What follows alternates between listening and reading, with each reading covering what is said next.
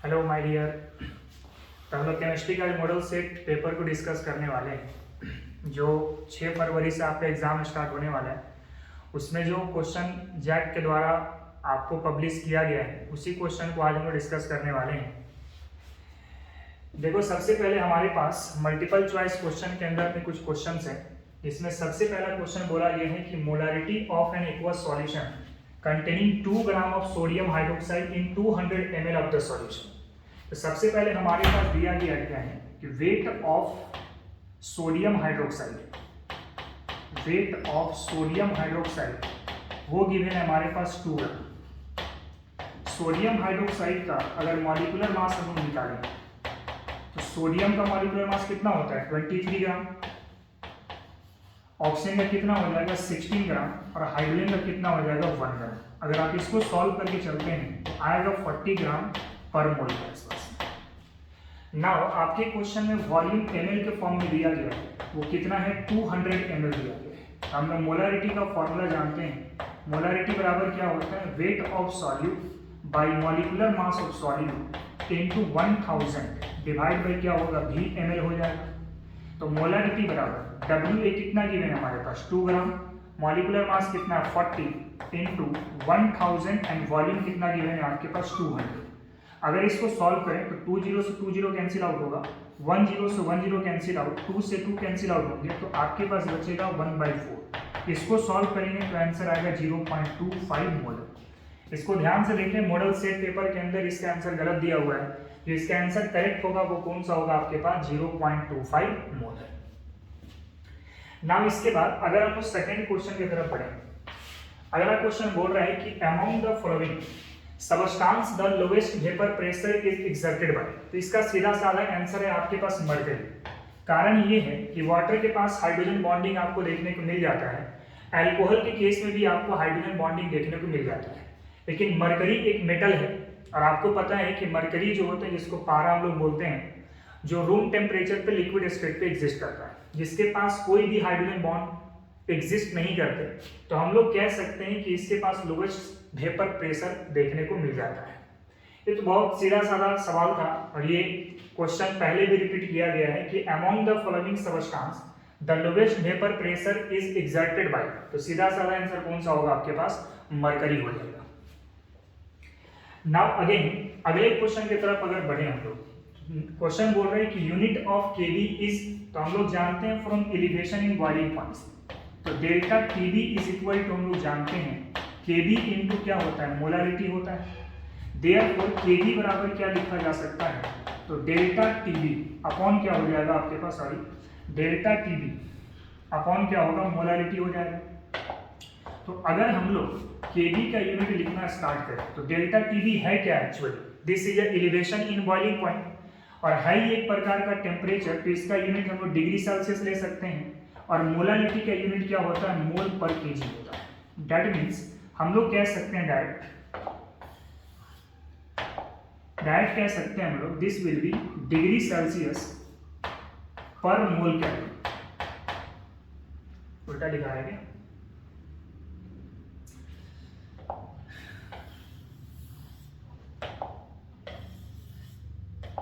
तो क्वेश्चन के अंदर हमारे पास बोला गया है केबी का यूनिट निकालने के लिए, तो डेल्टा टीबी बराबर क्या होता है केबी इनटू मोलारिटी होता है। डेल्टा टीबी का यूनिट क्या होगा डिग्री सेल्सियस, केबी का यूनिट चाहिए और मोलारिटी का यूनिट क्या होता है तो बाबू मोल पर केजी होता है। देयरफॉर तो केबी बराबर क्या मिल जाएगा डिग्री सेल्सियस केजी पर मोल हो जाएगा आपके पास। नाउ आपके क्वेश्चन के अकॉर्डिंग जो ऑप्शन दिया गया है वो हमारे पास डिग्री सेल्सियस के फॉर्म में नहीं बल्कि केल्विन के फॉर्म में टेम्परेचर को यूज किया जा रहा है, तो हम लोग डिग्री सेल्सियस की जगह पे केल्विन यूज कर सकते हैं, तो केल्विन केजी पर मोल इसका करेक्ट आंसर हो जाएगा। यानी कि ऑप्शन कौन सा मिलने वाला है, option number D. Now again अगले क्वेश्चन की तरफ अगर बढ़ें, क्वेश्चन कह रहा है the quantity of charge required to obtain 1 mole of aluminium from aluminium oxide. देखो इस क्वेश्चन कैसे किया जाएगा, हमारे पास एल्युमिनियम ऑक्साइड दिया गया है। अब कह रहे हैं कि एल्युमिनियम ऑक्साइड से हमें 1 मोल एल्युमिनियम बनाना है। क्या बनाना है 1 मोल एल्युमिनियम बनाना है, कहां से फ्रॉम एल्युमिनियम ऑक्साइड के साथ बनाना है। तो आप क्या कर रहे हैं सबसे पहले अगर मान लो मैं इसको ब्रेक करता हूँ तो क्या बनेगा, एल्युमिनियम प्लस 3 2 मोल और साथ में बनेगा 3 मोल ऑफ ऑक्सीजन 2 माइनस। अगर आप ध्यान से देखें तो हमारे पास एल्युमिनियम का कितना मोल यूज किया गया, 2 मोल एल्युमिनियम प्लस 3 का। तो हमें एक्चुअली एक एल्युमिनियम मोल बनाने के लिए हमें मोल कितना बनाना है, 1 मोल बनाना है ना। तो 1 मोल एल्युमिनियम बनाने के लिए हमें कितना का रिक्वायरमेंट होगा, तो 1 मोल ऑफ एल्युमिनियम प्लस 3 का रिक्वायरमेंट होगा। अब जरा देखें ध्यान से, एल्युमिनियम प्लस 3 में अगर आप 3 इलेक्ट्रॉन को ऐड कर दें तो हम लोग कहाँ तक पहुंच जाएंगे, एल्युमिनियम तक पहुंच जाएंगे। अच्छा 3 मोल कहने का मतलब अगर मैं इसको ऐसा लिख दूं, इसको ऐसा लिख दूं कि सर एल्युमिनियम का 1 मोल अगर आप लेके चलते हैं तो इसमें 3 इलेक्ट्रॉन को ऐड करने के बाद 1 मोल एल्युमिनियम हमें मिल जाएगा। जो क्वेश्चन के अंदर बोला गया है कि एल्युमिनियम 1 मोल बनाना है, कहाँ से, एल्युमिनियम ऑक्साइड के साथ बनाना है। तो अब जरा देखें हमारे पास 1 मोल के लिए कितना मोल इलेक्ट्रॉन लगा, 3 मोल लगा। और हम लोग जानते हैं कि 3 मोल इलेक्ट्रॉन चार्ज यानी कितना फराड हो जाता है, 3 फराड। क्यों, क्योंकि हम लोग इस बात को बखूबी जानते हैं कि 1 मोल इलेक्ट्रॉन चार्ज, 1 मोल इलेक्ट्रॉन चार्ज को हम लोग 1 फराड के नाम से जानते हैं। देयरफॉर आपके पास 3 मोल इलेक्ट्रॉन चार्ज है, तो 3 मोल इलेक्ट्रॉन चार्ज में कितना फराड आ जाएगा, 3 फराड आ जाएगा। इसका मतलब 1 मोल एल्युमिनियम बनाने के लिए कहाँ से, एल्युमिनियम ऑक्साइड से हमें कितना टोटल चार्ज की रिक्वायरमेंट होगी, 3 फराड की रिक्वायरमेंट होगी। अगर मान लेते हैं यहाँ पे फराड की जगह पे मैं यूज कर देता हूँ 96500 कूलम, तो ये वाला आंसर आपका कूलम के फॉर्म में आ जाएगा। लेकिन ऑप्शन में हमें फराड के फॉर्म में दिया गया है, फराडे के फॉर्म में दिया गया है, तो सिंपल इसका आंसर कौन सा हो जाएगा, सी नंबर हो जाएगा आंसर। क्लियर। नाउ अगेन हम लोग डिस्कस करते हैं अगले क्वेश्चन पर। क्वेश्चन कह रहा है the molar conductivity of maximum for the solution of concentration. आपके पास कॉन्सेंट्रेशन दिया गया 0.004 मोलर, सेकंड दिया गया 0.002 मोलर, थर्ड दिया गया 0.005 मोलर एंड नेक्स्ट दिया गया आपके पास 0.001 मोलर। अब इसको दो तरीके से हम लोग सॉल्व करेंगे।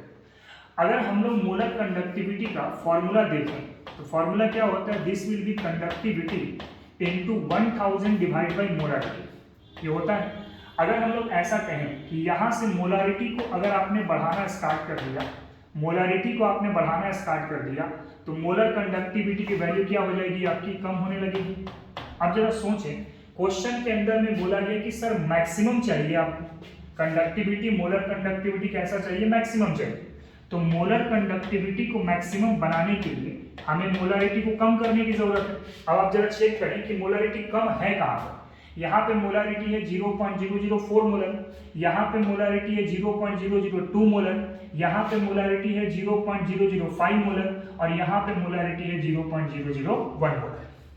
ठीक, तो मोलारिटी सबसे कम यहाँ पे दिख गया आपको। अगर मोलारिटी यहाँ सबसे कम है तो मोलर कंडक्टिविटी सबसे ज्यादा होगा।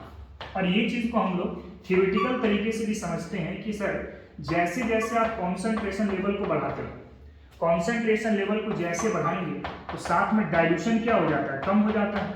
और डाइल्यूशन कम होने से मोलर कंडक्टिविटी भी क्या हो जाते हैं, कम हो जाते हैं। तो कॉन्सेंट्रेशन बढ़ेगा तो मोलर कंडक्टिविटी क्या हो जाएगा, कम। इसका मतलब कॉन्सेंट्रेशन कम करेंगे तो साथ में डाइल्यूशन क्या हो जाएगा, आपका ज्यादा हो जाएगा। डाइल्यूशन ज्यादा यानी मोलर कंडक्टिविटी क्या हो जाएंगे, कम हो जाएंगे। तो इसका जो करेक्ट आंसर निकल करके आएगा वो कौन सा होगा, डी नंबर, क्योंकि इस डी वाले ऑप्शन में कॉन्सेंट्रेशन लेवल सबसे कम दिया गया है। कॉन्सेंट्रेशन सबसे कम होने की वजह से मोलर कंडक्टिविटी यहां पर क्या हो जाएगा, ज्यादा हो जाएगा। क्लियर, बात को समझ पाए हैं।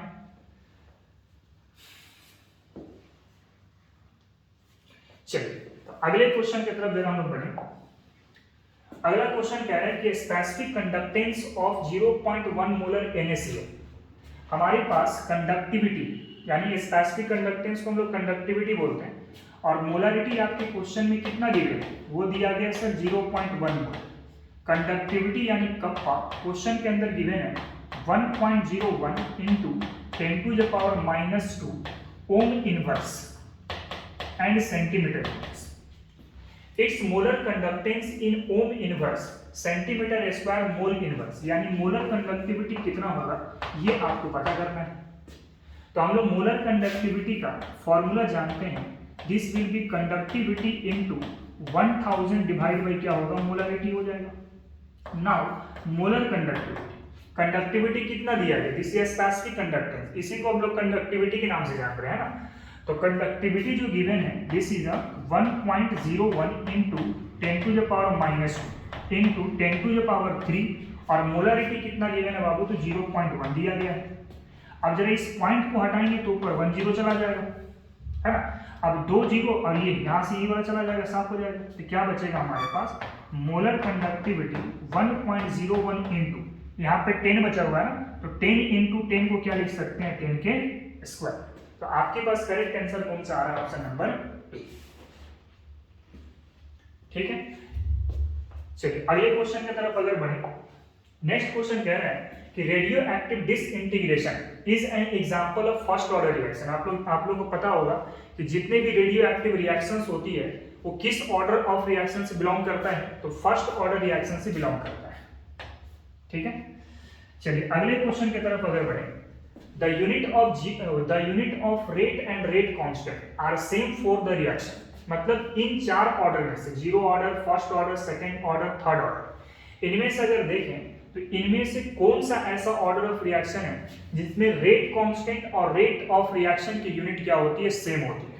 तो पहले हम लोग क्या करते हैं कि जैसे रेट लॉ के अकॉर्डिंग सोचे थोड़ा सा। रेट लॉ, तो रेट लॉ क्या कहता है कि sir rate of reaction this will be directly proportional to concentration of reactant के पावर ऑर्डर में लिख देता हूँ यहाँ पे सिंपल। अगर मान लेते हैं यहाँ पर मैं प्रोपोर्शनलिटी को हटा के के ले आया, तो कॉन्सेंट्रेशन के पावर क्या लिख सकते हैं, ऑर्डर लिख सकते हैं। अब अगर मान लो मैं ऑर्डर 0 लेके चलता हूँ, क्या लेके चलता हूँ, 0, तो 0 लेके चलेंगे तो R बराबर क्या होगा, K इंटू कॉन्सेंट्रेशन के पावर 0, और आपको पता है किसी का पावर 0 तो वैल्यू क्या हो जाती है, 1 हो जाती है। इसका मतलब R बराबर क्या मिल जाएगा, K मिल जाएगा। अब R बराबर K मिल गया, इसका मतलब क्या है कि सर K का जो यूनिट होगा वही यूनिट किसका होगा, R का होगा। This is a rate constant, और ये क्या होगा आपके पास, तो रेट ऑफ रिएक्शन होगा, रेट ऑफ रिएक्शन। इसका मतलब 0 ऑर्डर रिएक्शन एकमात्र ऐसा ऑर्डर ऑफ रिएक्शन है जिसमें रेट ऑफ रिएक्शन और रेट कांस्टेंट की यूनिट क्या होती है, इक्वल होती है। क्लियर बात है। नाउ अगेन अगर हम लोग डिस्कस कर लें क्वेश्चन नंबर 9। क्वेश्चन कह रहा है the rate constant for the first order reaction is 2 × 10 to the power -2 minute inverse. हमारे पास रेट कांस्टेंट यानी k क्वेश्चन में गिवन है 2 × 10 to the power -2 minute inverse, है ना। The half life period of the reaction, जो t half life है ये कितना होगा, ये आपसे क्वेश्चन में पूछा है। तो हम लोग जानते हैं half life period is equal to क्या होता है, 0.693 upon k, that means 0.693 upon k का वैल्यू कितना है, तो 2 × 10 टू द पावर -2। अब जरा इसको हम लोग सॉल्व करें, कितना आ जाएगा, 0.693 डिवाइड बाई 2 इंटू क्या लिख सकते हैं, 100 लिख सकते हैं। कितने टाइम में चले जाएंगे, 50 टाइम में। 6 5 या 30, यानी कि कितना आंसर आ सकता है, तो 34.65 मिनट के आसपास में आता है, 34.65। आप कैलकुलेट कर सकते हैं आराम से, मैं आपको प्रोसेस समझा दिया हूँ पूरी तरीके से। तो सिंपल याद रखना, ये वाला जो है क्वेश्चंस, इस फॉर्मूले के आधार पे क्वेश्चन हर साल कुछ ना कुछ पूछा जाता है। Half life period is equal to क्या होता है, 0.693 अपॉन के। आपके क्वेश्चन के अकॉर्डिंग रेट कांस्टेंट दिया गया था, रेट कांस्टेंट हमने पुट किया और कैलकुलेट किया, तो आंसर कितना मिला, 34.65 मिनट मिला। क्लियर।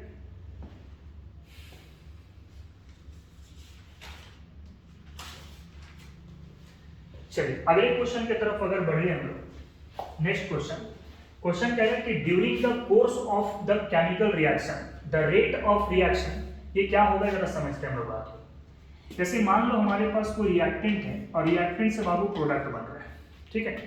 तो अगर मैं टाइम इक्वल टू 0 की बात करता हूँ, टाइम इक्वल टू 0 की अगर मैं बात करूँ और स्टार्टिंग में मान लो मैंने इसको 3 मोलर मान लिया, तो ये क्या हो रहा होगा, 0 हो रहा होगा, क्योंकि आपने जस्ट अभी रिएक्टेंट को लिया है, प्रोडक्ट बनना स्टार्ट नहीं किया।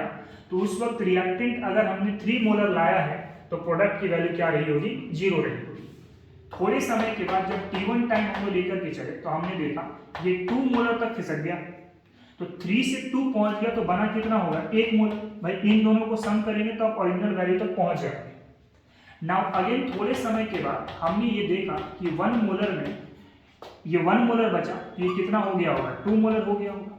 तो आप जरा एक चीज को समझने की कोशिश करें कि जैसे जैसे आपकी टाइम प्रोसीड कर रही है ना, वैसे वैसे रिएक्टेंट की कॉन्सेंट्रेशन क्या हो रही है, डिक्रीज कर रही है। रिएक्टेंट की कॉन्सेंट्रेशन क्या हो रही है, डिक्रीज हो रही है, जबकि प्रोडक्ट की कॉन्सेंट्रेशन आपकी क्या हो रही है, इंक्रीज हो रही है। नाउ हमें क्वेश्चन के अंदर रेट ऑफ रिएक्शन के बारे में बोला है, तो हम लोग जानते हैं रेट लॉ के अकॉर्डिंग जो रेट लॉ होता है, रेट लॉ क्या कहता है, rate of reaction that is directly proportional to concentration of reactant, concentration of reactant के पावर ऑर्डर में लिख देता हूं सिंपल, ठीक है। तो आप जरा देखें तो टाइम के अनुसार रिएक्टेंट की कॉन्सेंट्रेशन क्या हो रही थी, डिक्रीज हो रही थी। तो अगर रिएक्टेंट की कॉन्सेंट्रेशन आपको डिक्रीज हो रही है तो इसका मतलब रेट ऑफ रिएक्शन भी क्या हो रहा होगा, डिक्रीज हो रहा होगा। तो ऑप्शन कौन सा हो जाएगा हमारे पास, सी नंबर, क्योंकि जैसे जैसे आपकी रिएक्शन प्रोसीड करेगी रिएक्टेंट की कॉन्सेंट्रेशन कंटिन्यूअसली डिक्रीज करती चली जाएगी, जैसे से कॉन्सेंट्रेशन डिक्रीज करेगा साथ में रेट ऑफ रिएक्शन भी क्या होगा, डिक्रीज करेगा। आई थिंक आपको ये बात समझ में आ गई होगी कि किस तरीके से रेट ऑफ रिएक्शन डिक्रीज करता है अगर आप रिएक्शन को प्रोसीड कराते हैं ना। अगले क्वेश्चन की तरफ अगर बढ़े, विच of the following transition metal ion is colourless. तो सबसे पहले इस बात को समझना कि कलर कैसे होता है और कलरलेस कैसे होता है। देखो कलर होने के लिए हमारे पास एक तो होती है डीडी ट्रांजिशन, है ना, एक होती है हमारे पास डीडी ट्रांजिशन, और ये तब पॉसिबल होता है जब हमारे पास अनपेयर्ड इलेक्ट्रॉन होते हैं, अनपेयर्ड इलेक्ट्रॉन होंगे ऑन डी ऑर्बिटल्स, ठीक है। और कलरलेस के अंदर हम लोग बोलेंगे भाई वहां पे पेयर्ड इलेक्ट्रॉन आमतौर पर देखने को मिलेगा, paired electron on D orbitals, आप ये कह सकते हैं। अगर ये कॉन्सेप्ट को ध्यान में रखें और हर एक ऑप्शन को चेक करें, सबसे पहले वैनेडियम है, उसके बाद है क्रोमियम, उसके बाद है हमारे पास जिंक, तीन ही ऑप्शन दिया गया क्या। चलो देख लेते हैं वैनेडियम, वैनेडियम के अंदर बात करें, अच्छा एक टिटेनियम भी था, आई थिंक मुझे याद आ रहा है एक टिटेनियम भी था। चलो तीन ही ऑप्शन दिया गया, किसी के अकॉर्डिंग ले लेते हैं। इसका एटॉमिक नंबर कितना हो जाएगा 23, क्रोमियम कितना हो जाएगा 24 और जिंक कितना हो जाएगा 30 हो जाएगा। इसका अगर मैं जनरल कॉन्फ़िगरेशन करूं, जनरल कॉन्फ़िगरेशन तो क्या लिखेंगे, जनरली 4s2 एंड 3d3 हो जाएगा। अगर हम लोग क्रोमियम की बात करते हैं तो 4s1 और 3d5 हो जाएगा। जिंक की बात करते हैं तो 4s2 और 3d2 हो जाएगा, होगा। बट एक चीज को ध्यान देना है, हमारे पास वैनेडियम जो है +2 के फॉर्म में रखा गया है, तो +2 के फॉर्म में रखने का मतलब है कि s ऑर्बिटल से आपने दोनों इलेक्ट्रॉन को बाहर निकाल दिए हैं, तो s के पास कोई भी इलेक्ट्रॉन नहीं बचेगा। ना क्रोमियम के पास जो चार्ज है वो +3 रखा है, इसका मतलब ये है कि आप s से एक इलेक्ट्रॉन को निकाल रहे हैं और d से दो इलेक्ट्रॉन को निकाल रहे हैं, तो यहाँ पे बचा कितना, तो सर ये जो 0 हो जाएगा और ये कितना हो जाएगा 3 हो जाएगा। नाउ अगेन जिंक वाले केस में देखें तो जिंक में 2 प्लस चार्ज दिया गया है, इसका मतलब ये है कि यहाँ से आपने s से दो इलेक्ट्रॉन को बाहर निकाल दी। तो जरा देखो इस वाले केस में दिख रहा होगा अनपेयर्ड इलेक्ट्रॉन, आपको क्या दिख रहा होगा, अनपेयर्ड इलेक्ट्रॉन, और अनपेयर्ड इलेक्ट्रॉन है तो भाई ये कलर हो रहा होगा। और यहाँ पर भी देखिए तो यहाँ भी आपको क्या दिखाई दे रहा है, अनपेयर्ड इलेक्ट्रॉन दिखाई दे रहा है। अगर अनपेयर्ड इलेक्ट्रॉन है तो ये भी क्या हो रहा होगा, कलर हो रहा होगा। लेकिन यहाँ पे डी ऑर्बिटल में देखें तो डी ऑर्बिटल तो कंप्लीट फुलफिल्ड दिखाई दे रहा है। कैसे, डी ऑर्बिटल टोटल 5 होते हैं, 1 2 3 4 5 6 7 8 9 और 10, हमने 10 इलेक्ट्रॉन को भर दिया। तो देखिए कि सारे के सारे ऑर्बिटल क्या है, फुलफिल्ड है। इसका मतलब यहाँ पे पेयर्ड इलेक्ट्रॉन दिखाई दे रहा है। तो पेयर्ड इलेक्ट्रॉन अगर हो गया तो वो कंपाउंड कलरलेस होगा। मैं टिक इसलिए लगा रहा हूँ कि वो कलर शो कर रहे हैं और क्रॉस लगा रहा हूँ क्योंकि वो कलर शो नहीं कर रहे हैं, कलरलेस होगा इसके। तो इसका करेक्ट आंसर जो निकल करके आ रहा है वो कौन सा है आपके पास, जिंक +2। तो सिंपल सा कॉन्सेप्ट है कि आप सिंपल देख लो कॉन्फ़िगरेशन करने के बाद कि जिसके पास अनपेयर्ड इलेक्ट्रॉन डी ऑर्बिटल्स पे होगा, ये ट्रांजिशन मेटल की मैं बात कर रहा हूँ, है ना। तो ट्रांजिशन मेटल में अगर अनपेयर्ड इलेक्ट्रॉन डी ऑर्बिटल्स पे होगा तो कलर शो करेगा, और अगर मान लो पेयर्ड इलेक्ट्रॉन होगा तो आमतौर पे वो कलरलेस शो करेंगे। आई थिंक आपको ये बात समझ में आ गई होगी। नाउ अगले क्वेश्चन की तरफ अगर बढ़ ले, क्वेश्चन कह रहे हैं कि which of the following transition metal ion has maximum magnetic moment. देखो जो मैग्नेटिक मोमेंट होता है जिसको हम लोग म्यू से डिनोट करते हैं, म्यू क्या है आपके पास, this is a magnetic moment, magnetic moment, जो मैग्नेटिक मोमेंट होता है this will be mu is equal to under n into n plus two बॉन्ड मैग्नेट। अच्छा n क्या है सर यहाँ पर, n है आपके पास number of unpaired electron, number of unpaired electron. इसका मतलब ये है कि अगर आप n की वैल्यू को बढ़ाते हैं यानी अनपेयर्ड इलेक्ट्रॉन को बढ़ाते हैं तो साथ में म्यू का वैल्यू भी क्या होगा, बढ़ेगा। अकॉर्डिंग टू ये सिचुएशन देखें मैं n की वैल्यू बढ़ा रहा हूं तो म्यू भी साथ में क्या होना चाहिए, बढ़ना चाहिए। तो क्वेश्चन में बोल रहे हैं कि सर हाईएस्ट मैग्नेटिक मोमेंट निकालना, इसका मतलब ये है कि म्यू ज्यादा निकालना है तो अनपेयर्ड इलेक्ट्रॉन को ज्यादा होना पड़ेगा। अब जरा अनपेयर्ड इलेक्ट्रॉन को चेक करते हैं कहां पर कितना अनपेयर्ड इलेक्ट्रॉन है। सबसे पहले कॉपर +2 की बात करें, कॉपर का एटॉमिक नंबर कितना होता है 29। कॉन्फ़िगरेशन अगर हम लोग सबसे पहले जनरल कर लें तो क्या आएगा 4s1 और 3d10 आएगा। देखिए नोटिस करना जरा, आपको 2 इलेक्ट्रॉन निकालने, तो एक यहां से निकाल लो और एक यहां से निकाल लो, तो यहाँ पे बच गया कितना 0 और यहाँ पे बच गया आपके पास 9, ठीक है। इसके बाद अगर मैं बात करूं नेक्स्ट है हमारे पास निकल, निकल +2 है, एटॉमिक नंबर कितना है 28। कॉन्फ़िगरेशन करें जनरल पहले तो 4s2 और 3d क्या हो जाएगा 8 हो जाएगा। अब निकल +2 के फॉर्म में है तो यहाँ से 2 इलेक्ट्रॉन को साफ कर देंगे तो यहाँ पे 4s0 एंड 3d 8 हो जाएगा। नाउ इसके बाद दिया गया कोबाल्ट +2 के फॉर्म में, इसका एटॉमिक नंबर कितना 27। कॉन्फ़िगरेशन करेंगे तो 4s2 और 3d7 आमतौर पे होना चाहिए, +2 के फॉर्म में रखना है, इसका मतलब ये 2 इलेक्ट्रॉन को हटा दो यहाँ से तो 4s0 और 3d7 रहेगा। नाउ आयरन के लिए बात अगर करें तो Fe+2 है, एटॉमिक नंबर कितना होता है 26। कॉन्फ़िगरेशन करेंगे तो 4s2 और 3d क्या हो जाएगा 6 हो जाएगा। और +2 के फॉर्म में रखना है तो 2 इलेक्ट्रॉन यहाँ से हटा दो तो ये आपके पास Fe+2 का कॉन्फ़िगरेशन मिल जाएगा। अब हमें चेक करना है कि इसमें अनपेयर्ड इलेक्ट्रॉन है कितना, तो अनपेयर्ड इलेक्ट्रॉन निकालने के लिए आप देखो डी ऑर्बिटल्स, तो डी ऑर्बिटल्स टोटल कितने हैं यहाँ पे 5 होते हैं। अब इसमें इलेक्ट्रॉन भरे 1 2 3 4 5 6 7 8 9, कितना अनपेयर्ड इलेक्ट्रॉन मिला सिर्फ 1, ठीक ना। अच्छा इस वाले केस में हम लोग क्या करेंगे, अनपेयर्ड इलेक्ट्रॉन कैसे निकालते हैं, पहले तो आप सारे ऑर्बिटल्स बना लो, कितने इलेक्ट्रॉन है 8 1 2 3 4 5 6 7 8, कितने अनपेयर्ड इलेक्ट्रॉन मिले देख लो। तो यहाँ पे अनपेयर्ड इलेक्ट्रॉन जो निकल करके आया वो कितना हो गया आपके पास 2 हो गया ना। अगले वाले केस में अगर हम लोग देख लें इस वाले केस में तो फिर से आपको डी ऑर्बिटल्स बनानी पड़ेगी, टोटल कितना बनेगा 5 7 इलेक्ट्रॉन है 1 2 3 4 5 6 और 7। तो अगर आप देखें तो अनपेयर्ड इलेक्ट्रॉन यहाँ पे कितना मिल गया 3 मिल गया। ना अगेन हम लोग नेक्स्ट वाले बात कर रहे हैं आयरन वाले केस में, तो यहां पर भी हमारे पास डी ऑर्बिटल हो जाएंगे 5 1 2 3 4 5 और 6। तो अगर आप देखें तो यहाँ पे टोटल अनपेयर्ड इलेक्ट्रॉन कितना दिखाई दे रहा है 4 दिखाई दे रहा है, ठीक ना।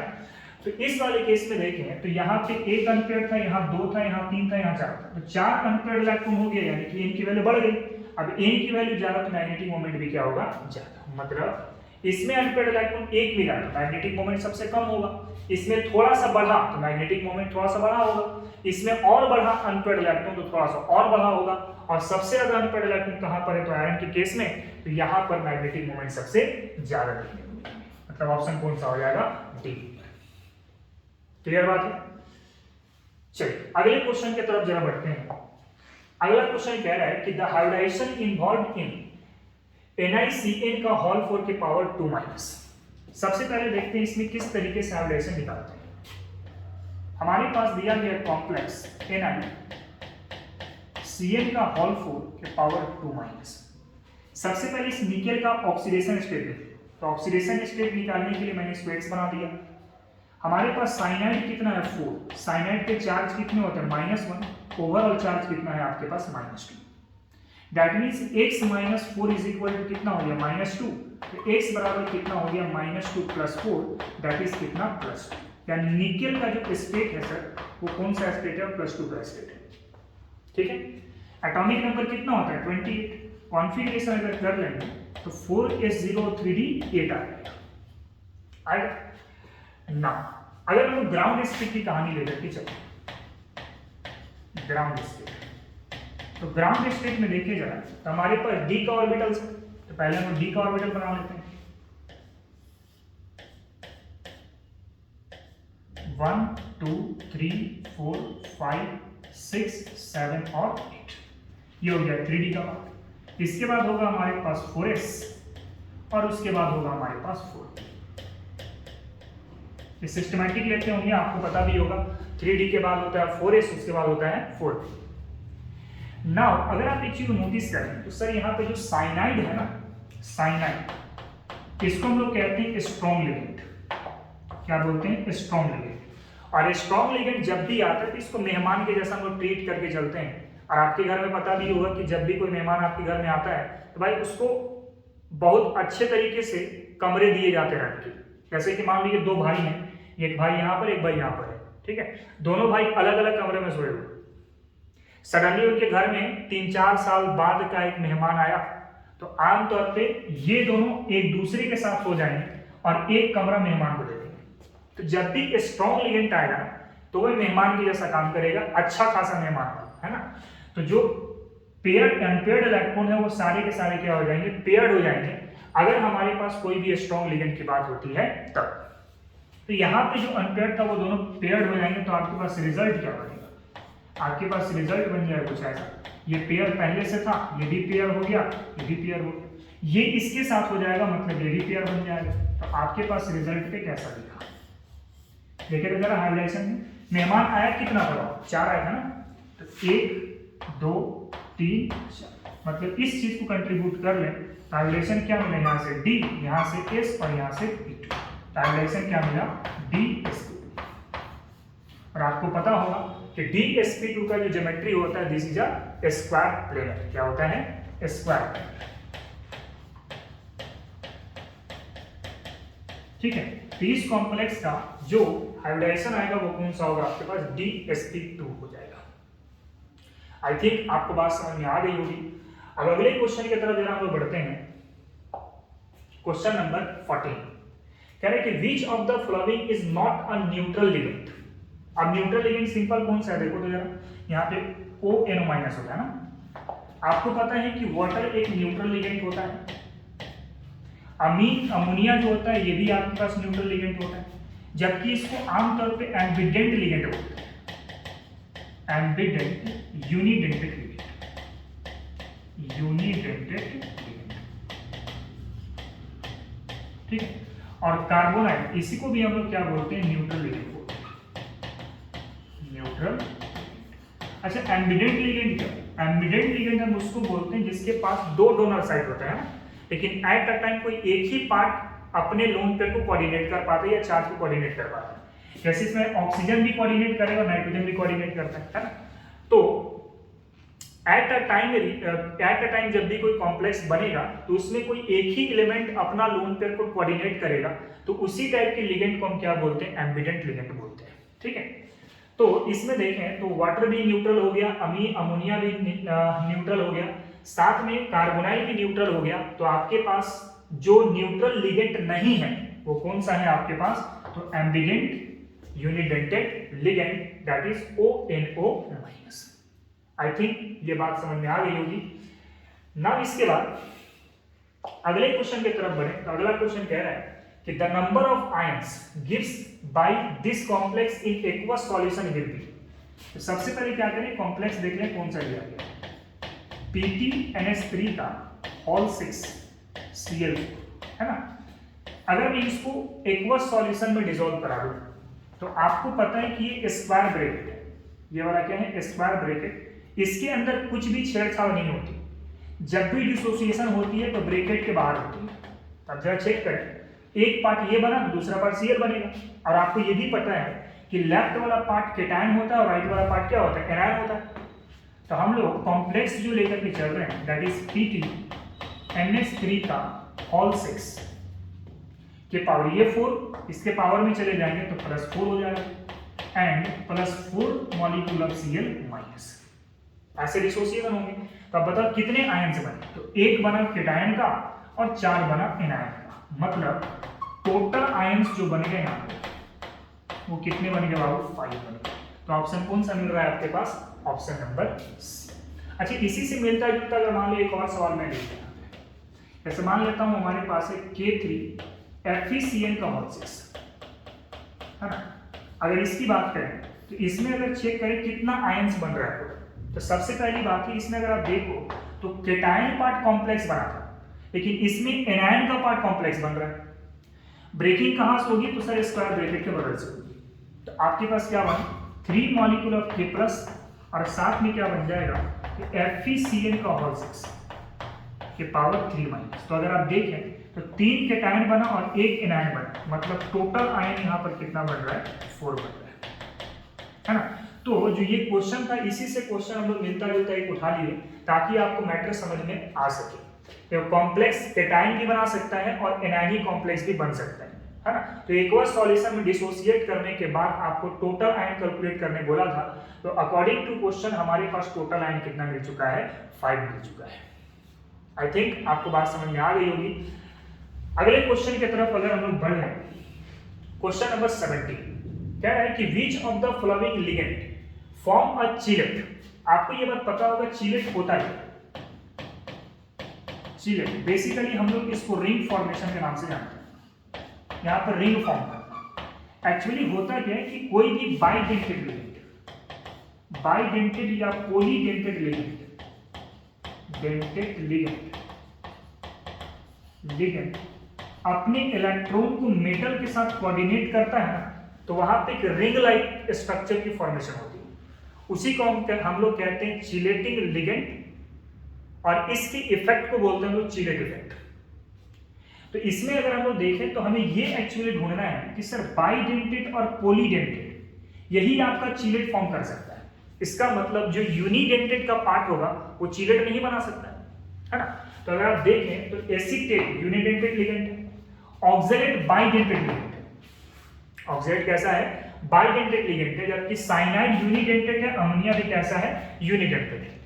तो चिलेट लिगेंड बनाने के लिए या तो वो बाइडेंटेड होना चाहिए या फिर वो पॉलीडेंटेड होना चाहिए। तो हमें एक्चुअली ढूंढना ये है कि सर कहां पे बाइडेंटेड बन रहा है, कहां पे पॉलीडेंटेड बन रहा है। तो पहले वाले केस में यूनि बन रहा था, सी वाले में भी यूनिडेंटेड बन रहा था, डी वाले में भी यूनिडेंटेड बन रहा था। तो एकलौता ऑक्सलेट एकमात्र ऐसा लिगेंड इस ऑप्शन के अकॉर्डिंग जहां पर आपकी बाइडेंटेड लिगेंड की फॉर्मेशन हो रही है, जिसको हम लोग चिलेट के नाम से जान रहे हैं। अगर मैं इसका चिलेशन दिखाऊं, मान लो ऐसा मेटल है हमारे पास, ठीक है हमारे पास मेटल है, हम लोग यहाँ पे ऑक्सलेट ले लेते हैं कुछ ऐसा, मान लेते हैं ऑक्सलेट, ठीक है। इधर भी मैं ले लेता हूं ऑक्सलेट, सपोज ऑक्सलेट, ठीक है। अब क्या कर रहे हैं कि ये जब इसके साथ कोऑर्डिनेट कर लेगा ना, तो कोऑर्डिनेट करने के बाद एक रिंग लाइक स्ट्रक्चर का फॉर्मेशन करेगा, और जब ये रिंग लाइक स्ट्रक्चर बनेगी तो इसी इफेक्ट को हम क्या बोलते हैं चिलेट इफेक्ट बोलते हैं। और ये बात हमेशा याद रखना कि ये जब भी शो करेगा तो बाइडेंटेड और पॉलीडेंटेड लिगेंड भी शो करेगा, यूनिडेंटेड को लिगेंड से कोई लेना देना नहीं है। तो आप देखो बाइडेंटेड होने की वजह से क्या बना था, यहाँ पे रिंग बना था। तो यहाँ पे ऑक्सलेट कैसा बिहेव कर रहा है आपके पास, चिलेट लिगेंड के जैसा बिहेव कर रहा है। अगले क्वेश्चन की तरफ जरा बढ़े हम लोग, कह रहे हैं कि which of the following reaction follows Markovnikov कॉप्सूल। सबसे पहले मार्कोनी कॉप्सूल के लिए आपको क्या क्या चीजें ध्यान देनी चाहिए। मार्कोनी कॉप्सूल, देखो मार्कोनी कॉप्सूल जो है ना, सबसे पहले अनसिमेट्रिकल एल्कीन के लिए काम करता है। किसके लिए काम करता है, अनसिमेट्रिकल एल्कीन के लिए। मतलब इस सिमेट्रिकल से कोई लेना देना नहीं है मार्कोनी कॉप्सूल को, एंटी मार्कोनी कॉप्सूल को, इसको मतलब है अनसिमेट्रिकल एल्कीन से। और मार्कोनी कॉप्सूल में आप देखो हमेशा या तो HCl ले सकते हैं, या तो HBr ले सकते हैं, या तो HI ले सकते हैं। लेकिन जैसी एंटी मार्कोनी की बात होती है, किसकी बात होती है, एंटी मार्कोनी की बात होती है, तो वैसे केस में हम लोग लेते हैं HBr के साथ साथ पेरोक्साइड, HBr के साथ साथ पेरोक्साइड। तो एक्चुअली हमें इस क्वेश्चन में ये कहा जा रहा है कि आप मुझे बताइए कि इन रिएक्शंस के अंदर में कहां पे मार्कोनी कॉप्सूल फॉलो होता है। तो अगर आप चेक करें पहली कंडीशन सिमेट्रिकल और अनसिमेट्रिकल। अच्छा अनसिमेट्रिकल जो होगा वो हमेशा ऑड नंबर पे कार्बन मिलेंगे, हमेशा ऑड नंबर पे सोच के चलना उसको। तो यहां पे देखो तो आपके पास दो कार्बन, बेसिकली सिमेट्रिकल का केस है। कैसा केस है? सिमेट्रिकल। आप सोच भी सकते हैं ऐसे, अगर मान लो हम लोग C2H4 लेके चल रहे हैं तो C2H4 को आप कैसे लेके चल सकते हैं? That is HH double bond CH और H। आप देखो यहां से आप देखें तो सिमेट्रिकल का केस दिखाई दे रहा है, तो सिमेट्रिकल में कोई भी मार्कोनी कॉप्सूल वर्क नहीं करता, मतलब पहला ऑप्शन तो करेक्ट नहीं है आपका। सेकंड जो ऑप्शन है आपके पास बी नंबर, अगर आप बी नंबर को चेक करें, नोटिस करें अच्छे से, तो सर यहाँ पे 3 कार्बन यानी CH3 CH डबल बॉन्ड और CH2, ठीक है ना, तो यानी अनसिमेट्रिकल एल्कीन तो मिल चुका है, लेकिन इसके बाद यूज किया गया Cl2। क्या यूज किया गया? Cl2। और आपको पता है कि मार्कोनी कॉप्सूल के लिए या तो HCl या तो HBr या तो HI होना चाहिए, तो यहाँ पे तो Cl2 दिया गया है, इसका मतलब ये करेक्ट नहीं होगा। अगले ऑप्शन में चले तो सी नंबर को अगर आप देखें तो सी नंबर में भी जो एल्कीन दिया गया है वो अनसिमेट्रिकल है, तो पहली कंडीशन तो सेटिस्फाइड हो चुकी है। दूसरा में आपके पास दिया गया HBr, और HBr भी आप मार्कोनी कॉप्सूल में लेते हैं, देख सकते हैं। इसका मतलब सी ऑप्शन जो है वो हमारा करेक्ट हो रहा है अकॉर्डिंग टू मार्कोनी कॉप्सूल के अकॉर्डिंग से, है ना। अच्छा, Br2 वाला केस और ये Cl2 वाला केस, ये तो दोनों सेम सेम है। यहाँ पे Cl2 है, यहाँ पे Br2 है, तो उतना ज्यादा डिफरेंस होने वाला नहीं। हाँ, रिएक्शन की रिएक्टिविटी पे इंपैक्ट करेगा, लेकिन मार्कोनी रूल ये भी नहीं होगा और ये भी इंपैक्ट नहीं होगा। तो सिंपल कौन सा होगा? आपके पास सी वाला ऑप्शन, क्योंकि सर यहाँ पे अनसिमेट्रिकल एल्कीन की भी बात हो रही है और साथ में हम लोग HBr को भी यूज कर रहे हैं। और एक बार और ध्यान देना, अगर आप एंटी मार्कोनिक की बात करते हो ना, तो HBr के साथ क्या होता है? पेरोक्साइड होता है। क्या होता है? पेरोक्साइड। चलिए अगले क्वेश्चन की तरफ बढ़ लेते हैं हम लोग। क्वेश्चन नंबर है 18। क्वेश्चन कह रहे हैं कि which of the following compounds has the highest boiling point. तो बॉइलिंग पॉइंट को रिमेंबर करने के लिए मैं आपको छोटा सा एक ट्रिक बता देता हूं कि boiling point this will be directly proportional to number of carbon and inversely proportional to branching. इसको जरा ध्यान रखिए, इनवर्सली प्रोपोर्शनल टू ब्रांचिंग। इसका मतलब अगर कार्बन नंबर बढ़ाओगे तो बॉइलिंग पॉइंट बढ़ेगा, और ब्रांचिंग बढ़ाओ तो बॉइलिंग पॉइंट क्या हो जाएगा? कम हो जाएगा। तो अगर आप पहला ऑप्शन को अगर ध्यान से देखें तो हमारे पास 3 कार्बन बनाएंगे, CH3 CH2 CH2 and C। यहाँ पे 3 कार्बन। ऑप्शन नंबर बी को अगर आप नोटिस करते हैं तो यहाँ पर टोटल 4 कार्बन बनाएंगे, CH3 CH2 CH2 CH2 और फिर क्या दिया गया? C। इसका मतलब A से ज्यादा बॉइलिंग पॉइंट किसका होगा? वो B का होगा, क्योंकि यहाँ पे 3 कार्बन, यहाँ पे 4 कार्बन है, और जैसे जैसे कार्बन बढ़ता है वैसे वैसे बॉइलिंग पॉइंट भी बढ़ती है। नेक्स्ट आएगा सी वाले ऑप्शन की तरफ से। तो सी वाले ऑप्शन में दिया गया है आपके पास CH3CH, फिर है CH3 CH2 एंड C, ये दिया गया। मतलब एक ब्रांच यहाँ पे दिखाई आपको दे रहा है। साथ में अगर डी नंबर की तरफ अगर चले तो CH3 CCH3 CH3 and C, इसमें कितने ब्रांचें दिख रहे हैं? 2 ब्रांचें टाइप के दिख रहे हैं आपके पास। क्लियर ना? तो देखो यहाँ पे B, C और D में तो कार्बन नंबर 4 है, टोटल 4 कार्बन है, जबकि इसमें कार्बन कितना है आपके पास? Total 3 carbon. जाहिर सी बात है एक की बॉइलिंग पॉइंट तो सबसे कम हो जाएगी, है ना।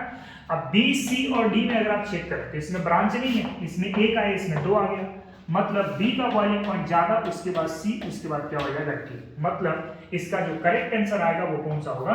D नंबर होगा। आई थिंक आपको बात समझ में आ गई, क्योंकि यहाँ पे ब्रांचिंग बढ़ रहा है, ब्रांचिंग बढ़ाने से बॉइलिंग पॉइंट क्या हो जाएगा? कम। तो B, C, D में अगर आप देखें तो D में ब्रांचिंग दिख रहा है ज्यादा, तो इस वाले केस में हम लोग करेंगे सर बॉइलिंग पॉइंट क्या है आपका? कम है ना। तो बॉइलिंग पॉइंट जब भी आए तो आप इसी तरीके से प्रेडिक्ट करके अपने क्वेश्चन को सॉल्व कर सकते हैं। चलिए अगले क्वेश्चन की तरफ बढ़ते हैं हम लोग। कह रहे हैं कि which of the following alkyl halide is hydrolysis by SN1 mechanism. तो SN1 मैकेनिज्म के लिए आपको मैं बता रखा हूं रिएक्टिविटी ऑर्डर क्या होता है? 3 डिग्री 2 डिग्री एंड 1 डिग्री, ये रिएक्टिविटी ऑर्डर होते हैं। तो ये अगर आप देखो तो ये तो डिग्री नहीं पता चल रहा है इसके, लेकिन इसमें देखें तो कितना डिग्री है? 1 डिग्री। इसमें भी देखें तो कितना डिग्री है? 1 डिग्री। लेकिन यहाँ पे देखें तो कितना डिग्री है? 3 डिग्री। तो डिग्री ज्यादा मतलब उसकी हाइड्रोलाइसिस ज्यादा तेज तरीके से होगी bye the help of SN1 mechanism. तो ऑप्शन नंबर कौन सा आ जाएगा? डी नंबर हो जाएगा। चलिए अगले क्वेश्चन की तरफ जरा बढ़े हम लोग। अगला क्वेश्चन कह रहे हैं कि the case of dehydrohalogenation of alkyl halide with alcoholic KOH। देखो जो डिहाइड्रोहैलोजिनेशन होता है ना बाबू, डिहाइड्रोहैलोजिनेशन बेसिकली एक प्रकार का एलिमिनेशन रिएक्शन,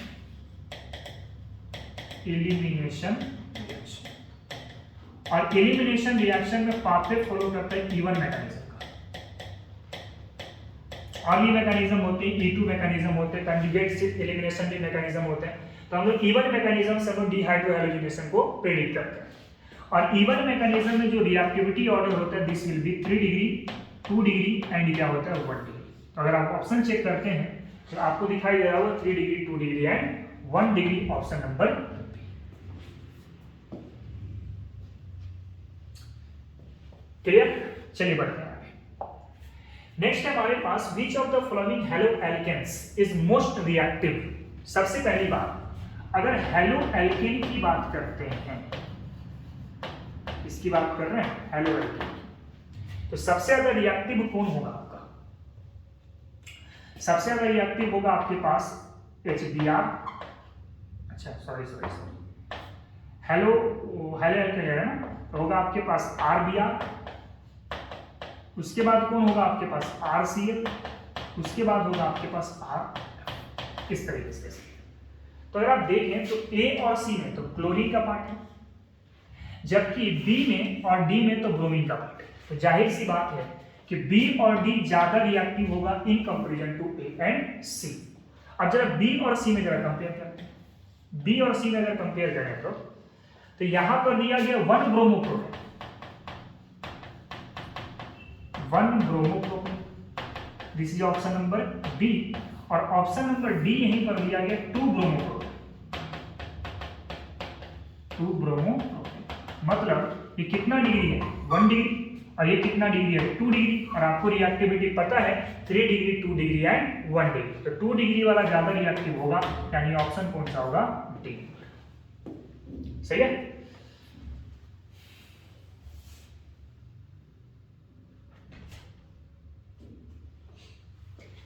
चलिए अगले क्वेश्चन की तरफ अगर बढ़े, क्वेश्चन कह रहे हैं conversion of ethyl alcohol to acetaldehyde. Ethyl alcohol बोलेगा आपको CH3 CH2 और OH, इसको हमें कन्वर्ट करना है कहां पर? एसिटल्डिहाइड। अगर आप एक चीज को नोटिस करें यहां से, तो सर यहां पे टोटल हाइड्रोजन कितना था? 6 था। हाइड्रोजन टोटल कितना था? यहां पे 6 था। और यहां पे हाइड्रोजन कितना है? तो सर 4 हाइड्रोजन है। अच्छा हाइड्रोजन यहां से निकल जा रहा है, हाइड्रोजन क्या हो रहा है? निकल जा रहा है, रिमूवल ऑफ हाइड्रोजन। और आपको ये बात पता है कि जिस कंपाउंड से हाइड्रोजन बाहर निकलता है उसको हम कहते हैं ऑक्सीडेशन। क्या कहते हैं? ऑक्सीडेशन। ऑक्सीडेशन क्या होता है? Addition of oxygen and removal of hydrogen. तो हम लोग इस वाले कंपाउंड से बेसिकली हाइड्रोजन को कम कर रहे हैं, और हाइड्रोजन को कम करने का मतलब है कि आप उसको ऑक्सीडाइज करा रहे हैं, यानी कि अल्कोहल से एसिटल्डिहाइड बनाने के लिए जो प्रोसेस होगा this is a oxidation process. कौन सा प्रोसेस होगा? Oxidation process. तो लिखा हुआ था conversion of ethyl alcohol into acetaldehyde is an example of this is oxidation. ठीक है? अच्छा इसी को अगर मैं रिवर्स कर दूंगा भाई, इसी को अगर रिवर्स कर दूंगा तो ये रिडक्शन बन जाएगा। क्या बन जाएगा? रिडक्शन, क्योंकि अब हाइड्रोजन को जोड़ेंगे तब तो अल्कोहल तक पहुंचेंगे ना। तो ये वाला प्रोसेस सीधा सीधा चलेंगे तो फिर क्या कह सकते हैं हम लोग? इसको रिडक्शन कह सकते हैं। खैर रिडक्शन की बात में नहीं था आपके पास सवाल, आपके पास सवाल पूछा गया था अल्कोहल से एसिटल्डिहाइड बनाना था, तो आपके पास प्रोसेस कौन सा हो जाते? ऑक्सीडेशन प्रोसेस हो जाते। नाउ अगेन क्वेश्चन की तरफ बढ़े, तो कह रहा है question the product obtained when sodium phenoxide react with carbon dioxide. Sodium phenoxide, this is a sodium phenoxide, और इसको ट्रीट करते हैं बाबू कार्बन डाइऑक्साइड के साथ and followed by acidic hydrolysis. तो आपको पता है यहां पर हम लोग बनाते हैं कॉल्वेज रिएक्शन, और कॉल्वेज रिएक्शन में क्या बनता है? तो सैलिसिलिक एसिड बनता है, that is a salicylic acid. तो ऑप्शन कौन सा हो जाएगा? ऑप्शन नंबर सी हो जाएगा।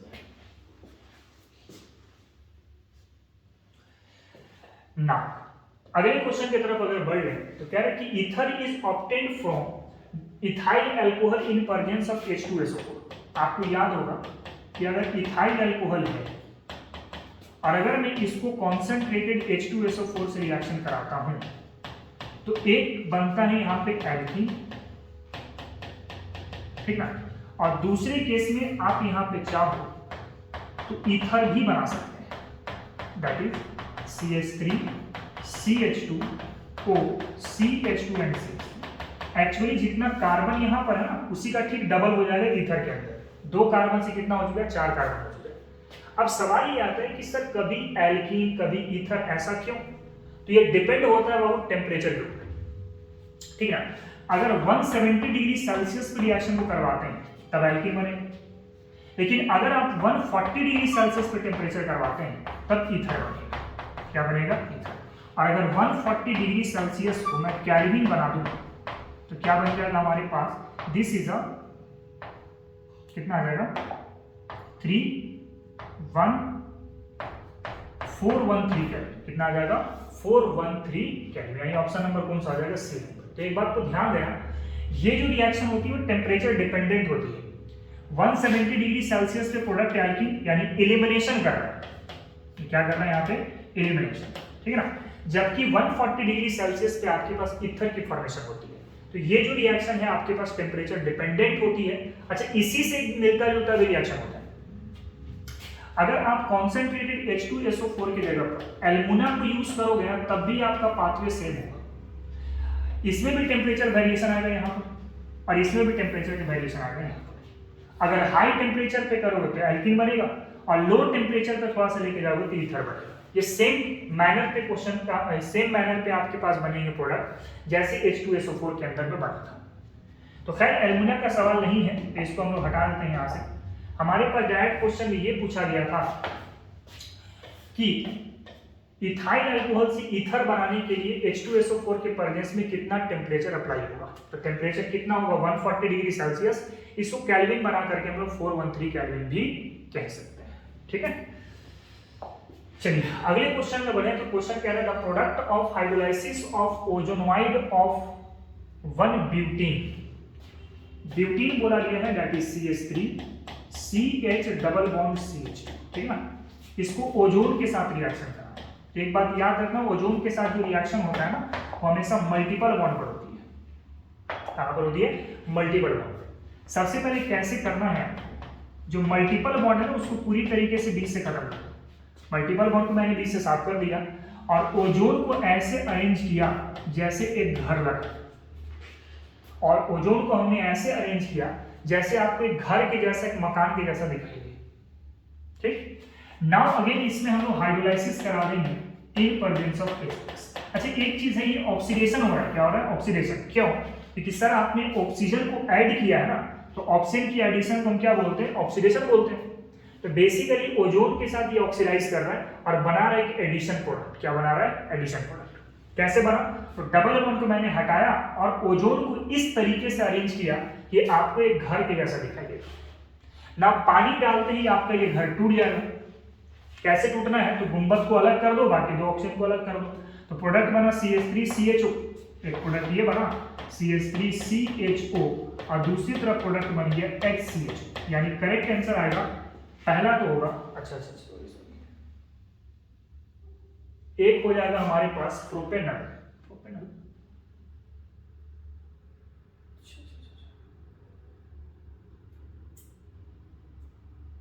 1 ब्यूटीन है ना, सॉरी एक मिस्टेक हो गया यहाँ पे। हम लोग प्रोपीन का केस उठा लिए हैं, एक्चुअली क्वेश्चन में ब्यूटीन बोला गया, that is CH3 CH2 CH double bond और CH, ठीक ना। अगर मैं इसको ओजोन के साथ रिएक्शन करा तो वही पाथवे को यूज करेंगे। रिएक्शन कहाँ पे होगी? कार्बन कार्बन डबल बॉन्ड पर, है ना। तो डबल बॉन्ड को हटा करके आपको वहां पे एक घर बना देंगे। घर कैसे बनेगा? ऑक्सीजन यहाँ पर, एक ऑक्सीजन यहाँ पर। नाउ अगेन इसमें उसी तरीके से पानी डालेंगे इन प्रेजेंस ऑफ H+। ये पार्ट रिमूव हो जाएगा।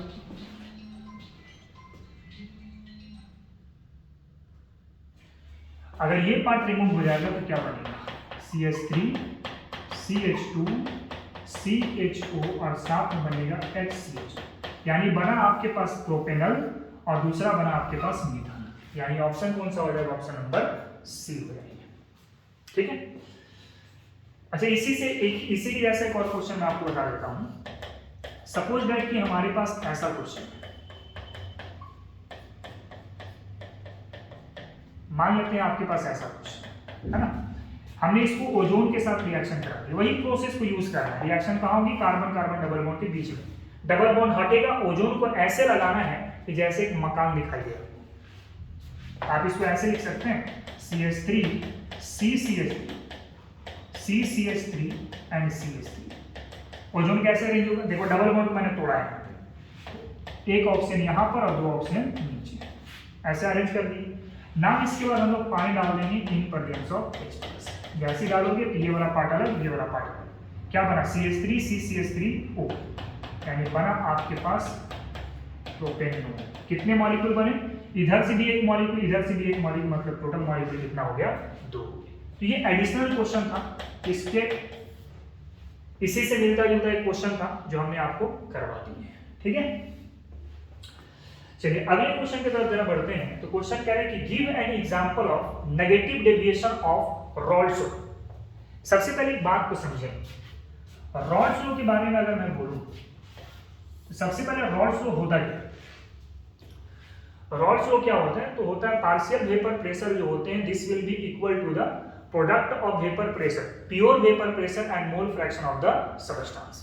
ठीक है, तो यहाँ पे मैं सिंपल एग्जांपल आपसे पूछा है, तो रॉल्स लॉ दो प्रकार की होती है, एक को कहते हैं पॉजिटिव डेविएशन वाला और एक को कहते हैं नेगेटिव डेविएशन वाला। अब इसको ऐसे समझते हैं, अगर मान लो हमारे पास एक रिएक्शन ए के बी के साथ प्रोडक्ट रिएक्ट किया और बना दिया हमारे पास ए बी। अगर मान लो ए बी का बॉन्ड स्ट्रेंथ ज्यादा है in comparison to A B, तो वैसे केस में हम लोग बोलते हैं पॉजिटिव डेविएशन। ठीक ना, और अगर मान लो इंटरेक्शन ए और बी का कम होता है in comparison to A B, तो ऐसे केस में बोलते हैं नेगेटिव डेविएशन। ठीक है, तो नेगेटिव डेविएशन का एग्जांपल अगर आप सोचेंगे, मैं दोनों तरह का एग्जांपल लिख देता हूं। अगर पॉजिटिव डेविएशन का मैं एग्जांपल लिख रहा हूं, जैसे अगर मैं बोलूं कि आपके पास एक कंपोनेंट है CH3OH और दूसरा है आपके पास H2, तो अगर आप ध्यान से इसी को देखेंगे, अगर मैं इसको A बोलता हूं और इसको मैं बोलता हूं B, तो दोनों के बीच में जो प्रोडक्ट बनेगा, एक्चुअली हाइड्रोजन बॉन्ड बनेंगे ना दोनों के बीच में, हाइड्रोजन बॉन्ड बनेगा।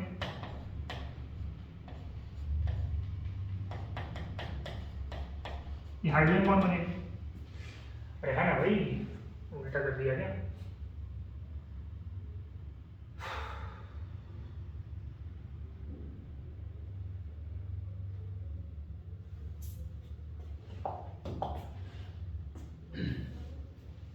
चलो देखते हैं क्वेश्चन नंबर 26 नंबर क्वेश्चन को हम लोग देख लेते हैं जरा। आपके पास क्वेश्चन में ये बोला है कि नेगेटिव डेविएशन ऑफ रॉड्स को पता करना है, negative deviation of rods. Negative deviation of rods का एग्जांपल आप ले सकते हैं, HNO3 प्लस वाटर आप यूज करो, काम हो जाएगा इससे।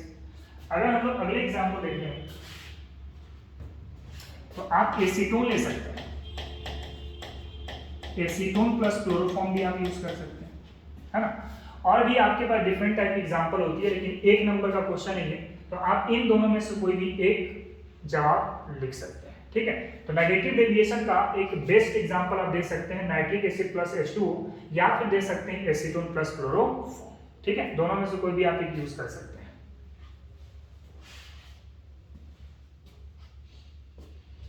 चलिए अगले क्वेश्चन की तरफ जरा बढ़ते हैं। क्वेश्चन कह रहे हैं कि express relationship between resistance and specific conductivity यानी कप्पा। तो स्पेसिफिक कंडक्टेंस इसको हम लोग बोल लेते हैं बाबू कप्पा। ठीक है, और रेजिस्टेंस को हम लोग मान लेते हैं R, resistance is equal to R। तो हम लोग जानते हैं कि this is a conductivity conductivity is the reciprocal of resistivity, reciprocal of resistivity, है ना। तो कंडक्टिविटी क्या है, कब रेसिप्रोकल ऑफ रेजिस्टिविटी यानी कि 1/। अच्छा, इस वाली चीज को हम लोग मान लेते हैं इक्वेशन नंबर। नाउ हम लोग ये भी जानते हैं कि इसका रेजिस्टेंस जो होता है this will be directly proportional to length upon area. Proportionality को हटाने के लिए हम लोग लेते हैं R is equal to rho into length upon area. Therefore rho बराबर क्या मिल जाएगा, तो रेजिस्टेंस इनटू एरिया अपॉन क्या होगा, length. This will B equation number 2। Cross multiply करके चेक कर सकते हैं। और पॉइंट इक्वेशन नंबर 2 को हम लोग जरा इक्वेशन नंबर 1 पे पुट कर रहे हैं। मैं यहाँ पे यूज कर रहा हूँ putting the equation, putting the equation second on equation number 1। Second को अगर मैं फर्स्ट में पुट कर दूं तो क्या मिल जाएगा, तो kappa is equal to 1 upon resistance into area upon length. Length किधर चला जाएगा, ऊपर, तो कप्पा इज इक्वल टू होगा 1 upon resistance into length upon. ठीक है, इसको हम लोग कह रहे हैं कंडक्टिविटी, कंडक्टिविटी, है ना। ये हो गया आपके पास 1 अपॉन R, इसको कंडक्टेंस बोलते हैं, ठीक है ना। और लेंथ अपॉन एरिया इसको बोलते हैं सेल कांस्टेंट। तो आप सिंपल कह सकते हैं conductivity is equal to conductance into क्या हो जाएगा, सेल कांस्टेंट। ठीक है, तो ये है आपके पास basically relation between conductivity and their resistance के बारे में। अच्छा, अगर मान लो यहाँ पे छोटा सवाल ऐसा भी पूछ दिया कि हमारे पास इसका यूनिट क्या होगा, इसका यूनिट क्या होगा, अगर ये सवाल पूछ दे, यूनिट कैसे निकालेंगे। ठीक है, तो 1 अपॉन रेजिस्टेंस, रेजिस्टेंस का यूनिट क्या होता है, ओम। लेंथ का यूनिट हो गया सेंटीमीटर, एरिया का यूनिट हो गया सेंटीमीटर स्क्वायर। तो सेंटीमीटर से सेंटीमीटर कटा तो रिलेशन क्या मिला, ohm inverse and centimetre inverse. आपको पता भी होगा कि ओम इनवर्स को हम लोग साइमन के नाम से भी जानते हैं, तो इसका एक यूनिट आप ये भी ले सकते हैं, साइमन सेंटीमीटर। सही है, तो ये है आपके पास relationship between resistance and specific conductivity. एक बार देख लो इसको। चलिए अब बढ़ते हैं हम लोग अगले क्वेश्चन की तरफ। क्वेश्चन कह रहे हैं कि right the IUPAC name of the compound. Compound का आईयूपीएसी नोमेनक्लेचर क्या होगा, पहले कंपाउंड लिखें, क्या है, CCH3 CH3 CH2 and Br।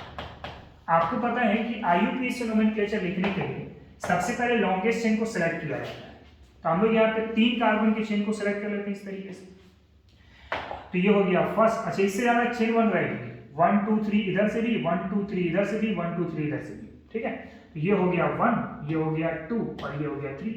अच्छा, ब्रोमीन का अल्फाबेट B हो रहा है और मिथाइल का अल्फाबेट M हो रहा है, तो B वाले को प्रायोरिटी पहले दिया जाएगा और लिखा भी पहले जाएगा। तो क्या लिख सकते हैं, फर्स्ट पोजीशन पे हो गया ब्रोमीन का पार्ट यानी 1 ब्रोमो, सेकंड पोजीशन पे 2 मिथाइल यानी 2,2 डाइमिथाइल हो जाएगा, डाइमिथाइल हो जाएगा। और 3 कार्बन के लिए हम क्या बोलते हैं, प्रोप बोलते हैं। और सब सिंगल बॉन्ड है तो क्या बोल देंगे, ANE बोल देंगे। इसका आईयूपीएसी नोमेनक्लेचर क्या होगा, 1 ब्रोमो 2,2 डाइमिथाइल प्रोपेन हो जाएगा। सही है, चलिए अगले क्वेश्चन की तरफ जरा आगे बढ़े। क्वेश्चन कह रहे हैं कि name the aldehyde which does not gives Fehling solution test। देखो आपके पास ये अल्डिहाइड के बारे में पूछा है, तो एक बात याद रखना कि बेंजल्डिहाइड, बेंजल्डिहाइड एक ऐसा अल्डिहाइड है जिसके पास कोई भी अल्फा हाइड्रोजन नहीं होता, लैक ऑफ अल्फा हाइड्रोजन। लेकिन अल्फा कार्बन होते हैं, अल्फा कार्बन होते हैं, लेकिन इसके पास अल्फा हाइड्रोजन नहीं होता क्योंकि यहाँ पे सारे हाइड्रोजन खत्म हो चुके हैं। तो बेंजल्डिहाइड एकमात्र ऐसा अल्डिहाइड है जो फेलिंग सॉल्यूशन के साथ कोई भी टेस्ट शो नहीं करता। और अगर मान लो अल्डिहाइड की जगह पे कीटोन पूछ दे तो जितने भी कीटोन होते हैं ना, ऑल कीटोन, ये कोई भी कीटोन जो होगा आपका फेलिंग सॉल्यूशन का टेस्ट नहीं देगा। हमेशा याद रखना कि फेलिंग सॉल्यूशन का टेस्ट सिर्फ अल्डिहाइड के केस में काम करता है, सिर्फ अल्डिहाइड के केस में काम करेगा, लेकिन उसमें से भी बेंजल्डिहाइड के केस में फेलिक सॉल्यूशन का टेस्ट शो नहीं करेगा due to lack of alpha hydrogen, लेकिन इसके पास अल्फा कार्बन अवेलेबल है। ठीक है, तो बेंजल्डिहाइड इसका करेक्ट आंसर हो जाएगा। नाउ अगेन जो क्वेश्चन है कि the reagent to convert nitrile to primary amine, nitrile हम किसको बोलते हैं, और जैसे कि CH2 और C, इसको हम लोग नाइट्राइल बेसिकली बोलते हैं, अल्काइल नाइट्राइल भी आप कह सकते हैं। अब नाइट्राइल से हमें कन्वर्ट करता है प्राइमरी एमिन RCH2 और NH2। अगर आप ध्यान से चीज को देखोगे ना तो सर यहाँ पे हाइड्रोजन 2 था, R को भी इग्नोर करके चल रहे हैं हम लोग अल्काइल ग्रुप को, यहाँ पे 2 हाइड्रोजन था, यहाँ पे 4 हाइड्रोजन हो गए। इसका मतलब रिडक्शन आपने कराए हैं, तो रिडक्शन कराने के लिए आप बेस्ट रिड्यूसिंग एजेंट कौन सा यूज करते हैं, लिथियम एल्युमिनियम हाइड्राइड। ठीक है, रिएक्शन कैसे करना है तो आप ये सोच करके चलना कि सर लिथियम एल्युमिनियम हाइड्राइड के पास 4 हाइड्रोजन है, ये ट्रिक मैं बता रहा हूं, तो टोटल 4 नेसेंट हाइड्रोजन को ऐसे लिखना, 2-2 करके। मैकेनिज्म कुछ और होते हैं, लेकिन ट्रिकी चूंकि 1 नंबर का क्वेश्चन है तो मैकेनिज्म करने की कोई आवश्यकता नहीं है, तो सीधा हम लोग ट्रिक के आधार पर बात करेंगे। तो यहाँ पे जो हाइड्रोजन है टोटल कितने नेसेंट हाइड्रोजन है, 4, तो मैं 2-2 का कॉलम बना लिया, 2 हाइड्रोजन में इस नाइट्रोजन को दिया और 2 हाइड्रोजन में इस कार्बन को दिया, तो क्या बन गया, हाइड्रोजन नाइट्रोजन के साथ बना दिया NH2 का पार्ट, और इस 2 हाइड्रोजन इस कार्बन से लग जाएगा तो यहाँ पर बन जाएगा ऐसा, ये R हो गया, ये CH2 हो गया, तो फिर यहाँ पे देखो 2 हाइड्रोजन गया नाइट्रोजन के पास और 2 हाइड्रोजन गया कार्बन के पास, तो कार्बन के साथ लेकर के बन जाएगा CH2 और नाइट्रोजन के साथ लेकर के बना देगा NH2। यानी बेस्ट रिएजेंट कौन सा यूज होगा, लिथियम एल्युमिनियम हाइड्राइड। जैसे एग्जांपल यूज कर लेते हैं, मान लेते हैं कि हमारे पास है CH3CH2 और आपके पास है Cn, है ना, हम लोग यहाँ पे लिथियम एल्युमिनियम हाइड्राइड को यूज कर लेते हैं, और आपको मैं बता रखा हूँ कि जब भी MCQ में होगा तो इसको आप ट्रिकी बना के चलें, 2-2 का नेसेंट हाइड्रोजन का ग्रुप बना दें, 2 हाइड्रोजन दे दो इस नाइट्रोजन के साथ और 2 हाइड्रोजन दे दो इस कार्बन के साथ, तो रिजल्ट क्या बन जाएगा, तो बन जाएगा CH3 CH2 CH2 और फिर क्या होगा NH2। रिड्यूसिंग एजेंट कौन सा आप यूज करके चल रहे हैं, लिथियम एल्युमिनियम हाइड्राइड को भी यूज करके चल रहे हैं। ठीक है, अच्छा सोडियम इथानॉल की भी आप यूज करके चल सकते हैं, लेकिन अच्छा है कि आप लिथियम एल्युमिनियम हाइड्राइड को यूज करके चलो। चलिए नेक्स्ट है the geometry possesses by this complex, complex क्या यूज करना है, NiCO का हॉट 4, ये कॉम्प्लेक्स है ना। चलिए देखते हैं कैसे बनती है।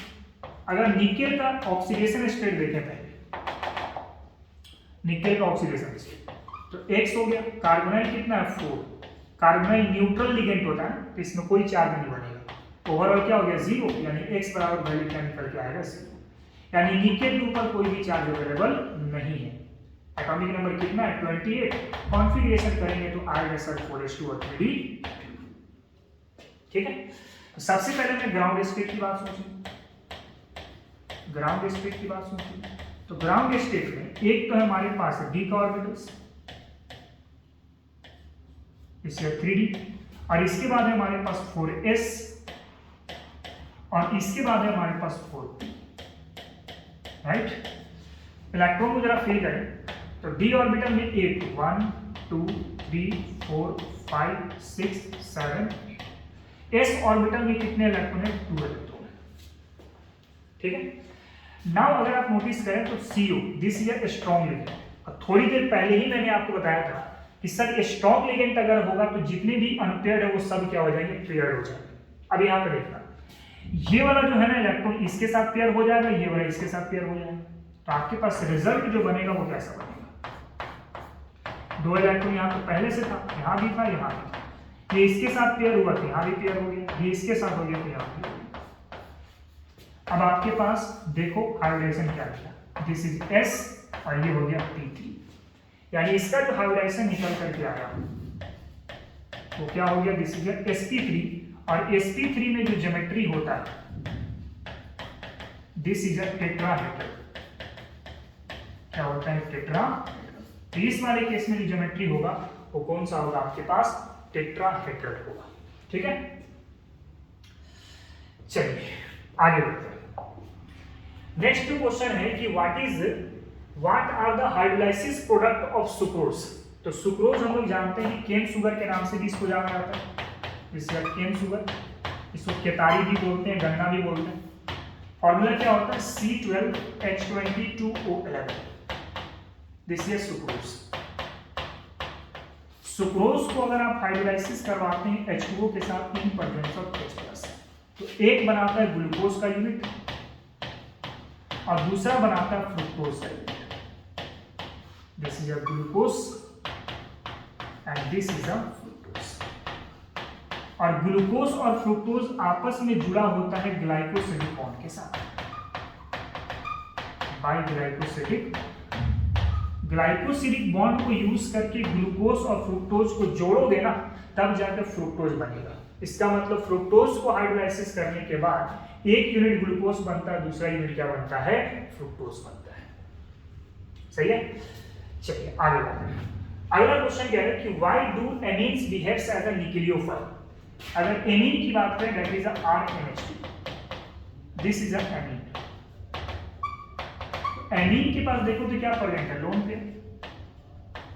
तो due to presence of lone pair, presence of lone pair electron, amines behaves as a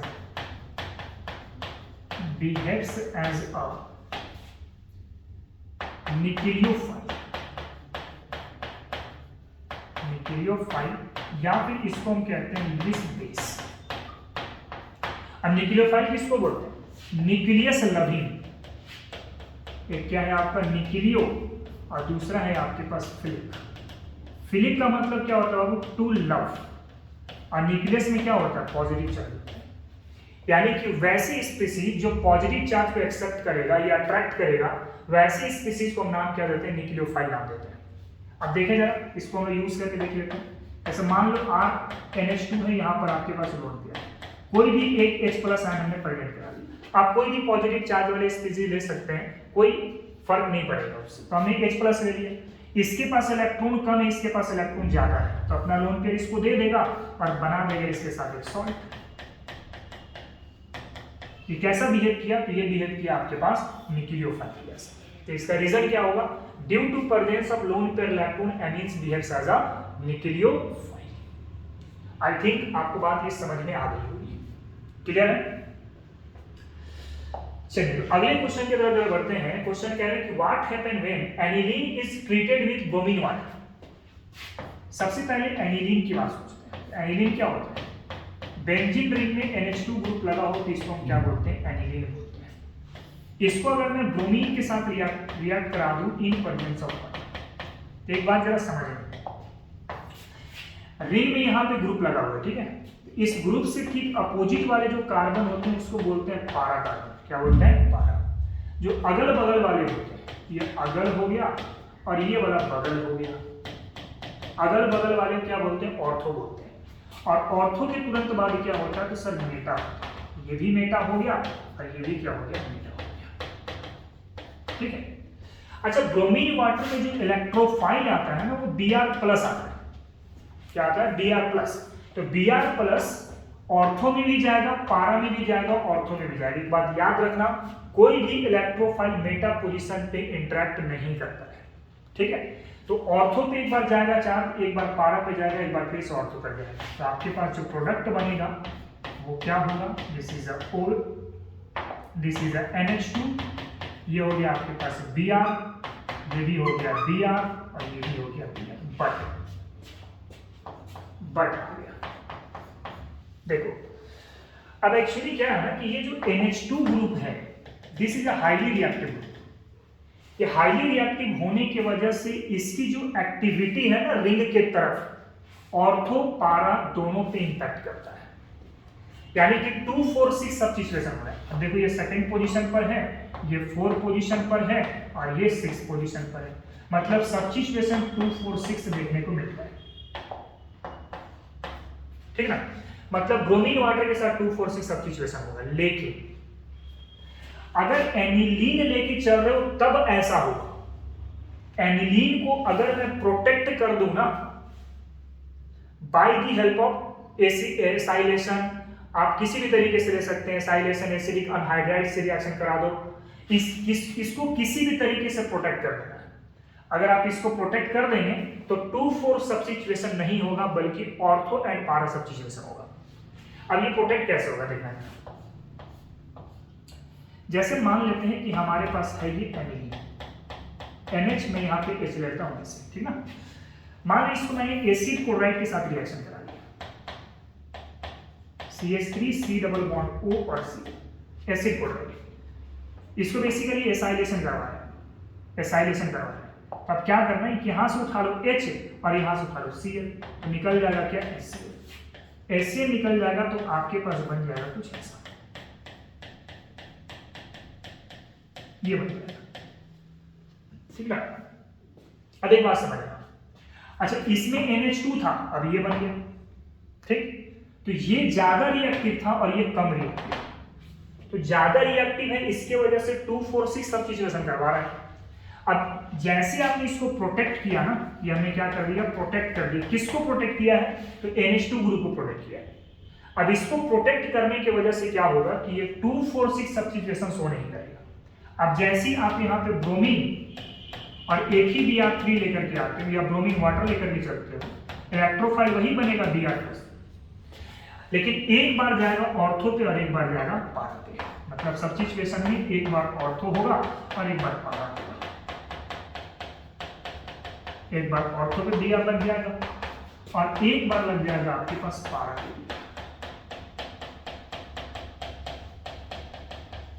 ठीक। दोनों में कुछ डिफरेंस दिख रहा होगा। इसमें डिफरेंस देखें तो रिंग में तीनों Br कनेक्ट हो गया, लेकिन इसमें नहीं हो रहा है ऐसा, इसमें ऑर्थो पारा सब्स्टिट्यूशन हो रहा है। नाउ इसको अगर मैं हाइड्रोलाइसिस करा दूं, अगेन हाइड्रोलाइसिस करा देंगे तो ये वाला पार्ट फिर से रीजनरेट हो जाएगा। मतलब ये जो स्टेज है, दिस इज अ रीजनरेशन। अगर ये फिर से रीजनरेट हो जाएगा तो कुछ बनेगा ऐसा, मतलब ऑर्थो ब्रोमो एनिलीन बनेगा और दूसरा बन जाएगा पारा ब्रोमो एनिलीन, पारा ब्रोमो, ठीक है। तो देखना ध्यान से, अगर आप एनिलीन से डायरेक्ट लेके चलते हो तो ऐसा बनेगा, लेकिन एनिलीन को प्रोटेक्ट करके चलते हो तो एक बार ऑर्थो बनेगा और एक बार क्या बनेगा, पारा बनेगा। ये बहुत ही अच्छा क्वेश्चन है, इसको एकदम ध्यान रखना बात, ठीक है। चलिए अगले क्वेश्चन की तरफ जरा बढ़े हम लोग। नेक्स्ट क्वेश्चन क्या है, differentiate between molarity and molarity. क्या क्या डिफरेंस है जरा देखिए। एक तरफ है आपके पास मोलारिटी और दूसरी तरफ है हमारे पास मोलारिटी। सबसे पहला तो इसका डिफिनेशन ही डिफरेंस है। हम लोग क्या बोलते हैं, हम लोग बोलते हैं मोलारिटी में number of mole of solute, mole of solute dissolved in 1 kg of the solvent,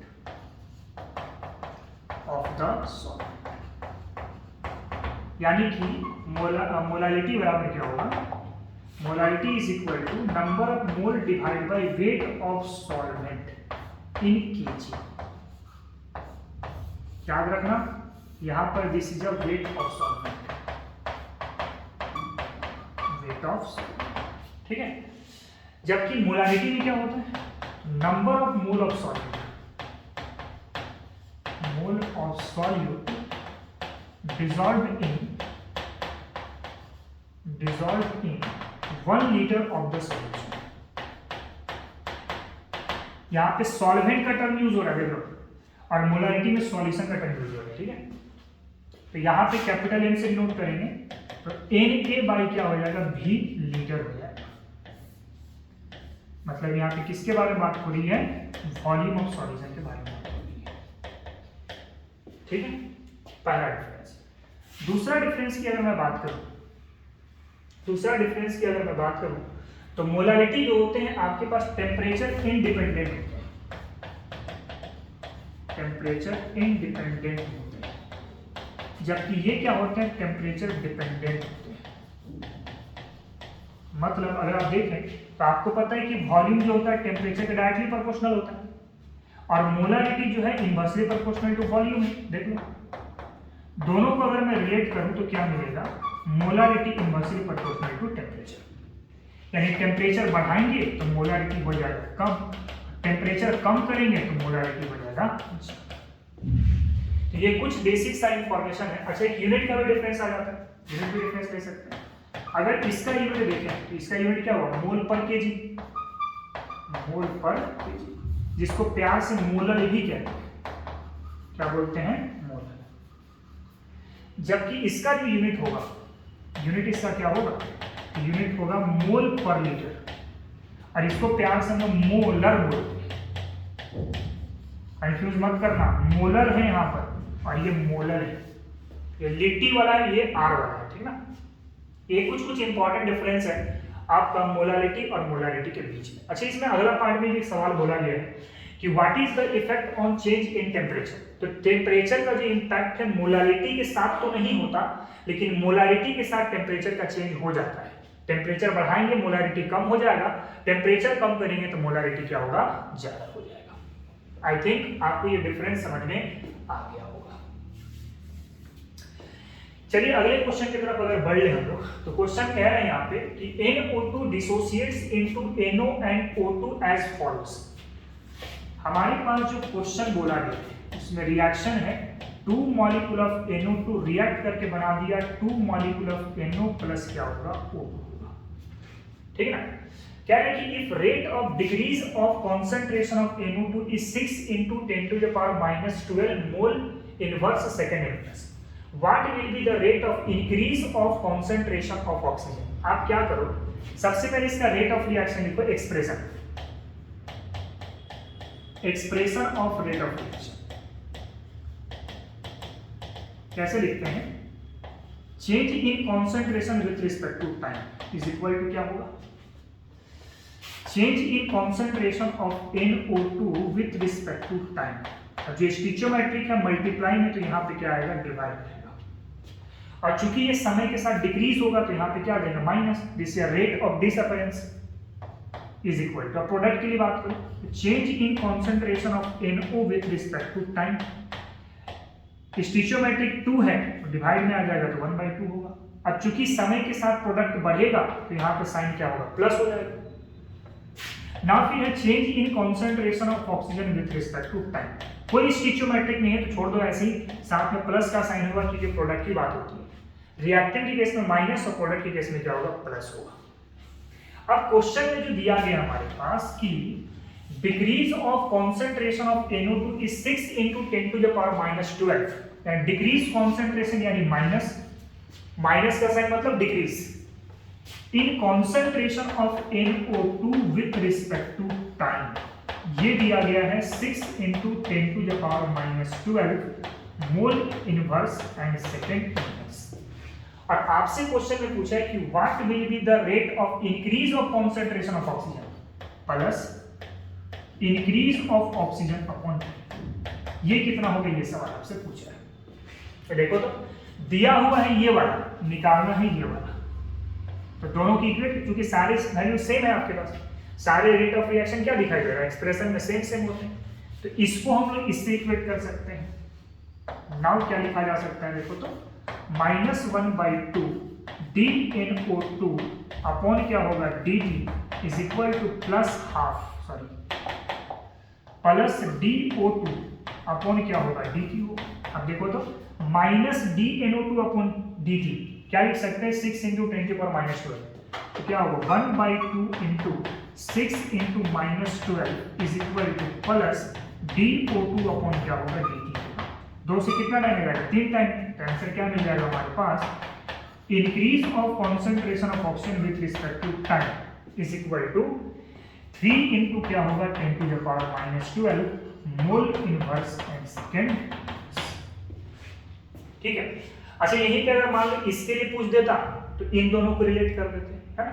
तो जो क्वेश्चन में दिया है, जो निकालना है, उसको हमने एक दूसरे से रिलेट करके कैलकुलेशन को कर दिया है। क्लियर है। चलिए नेक्स्ट है, right the IUPAC name of the following coordination compound.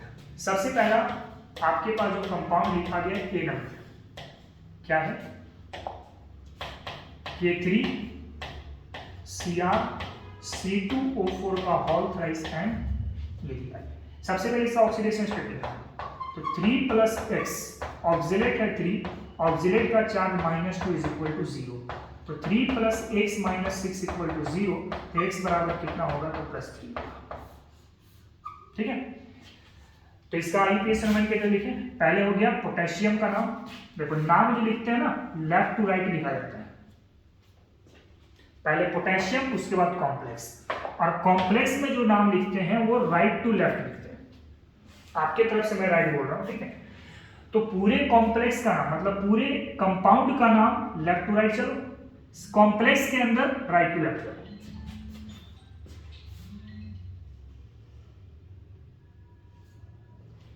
ठीक है, तो सबसे पहले क्या आ रहा है, देखो पोटेशियम, तो लिख रहे हैं हम लोग पोटेशियम, पोटेशियम, ठीक है, पहले आ गया पोटेशियम। उसके बाद स्क्वायर ब्रैकेट वाला पार्ट है, तो ब्रैकेट का नाम इधर से लिखना है, ठीक है। तो 3 ऑक्सिलेट है तो बोलेंगे ट्राई, उसके बाद होगा ऑक्सिलेटो, उसके बाद हो गया क्रोमेट, क्रोमेट, ऑक्सीडेशन स्टेट कितना होगा, तो 3। ये हो गया इसका आईयूपीएसी नोमेनक्लेचर।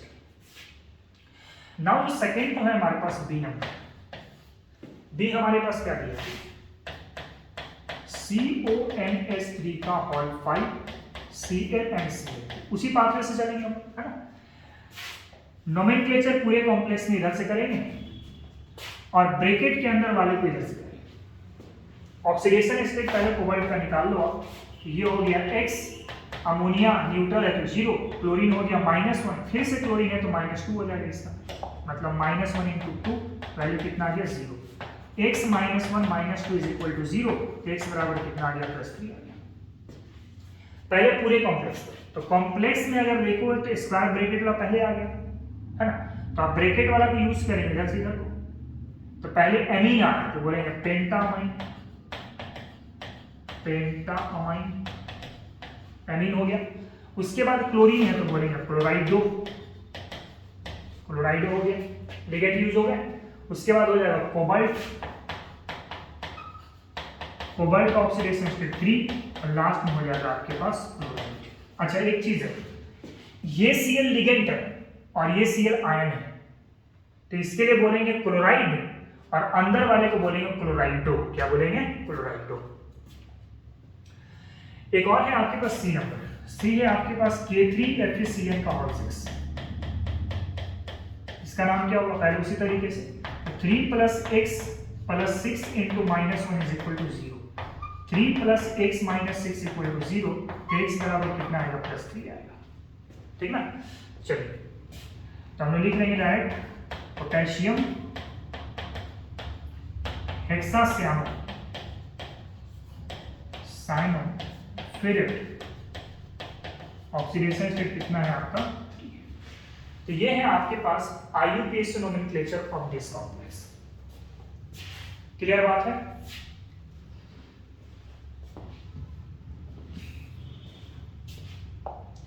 चलिए अगले क्वेश्चन में कह रहे हैं हम लोग कंप्लीट दिस रिएक्शन। सबसे पहला रिएक्शन क्या दिया गया, CH3 CH2 and OH react करवाते हैं SOCl2 के साथ।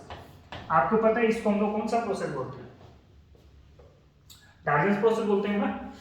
तो यहाँ पे OH प्रोडक्ट क्या लगेंगे, Cl, प्रोडक्ट क्या बनेगा CH3CH2Cl, उसके बाद क्या बनेगा SO2 गैस, और उसके बाद क्या बनेगा HCl gas.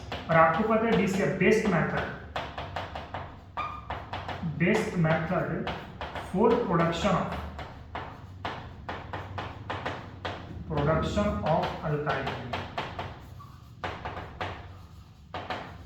Production of alkyl, ये एक अच्छा मेथड माना जाता है। रिएक्शन नंबर बी क्या है, CH3 CH2 COH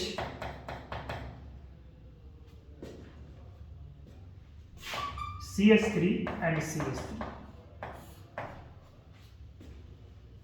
यहाँ पे कुछ मिसप्रिंट है, ठीक है, concentrated H2SO4,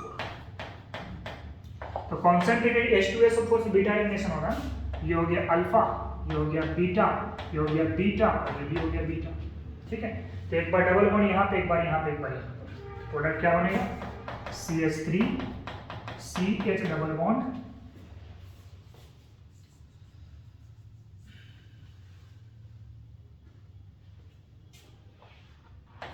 CH3 and CH। एक तो ये होगा,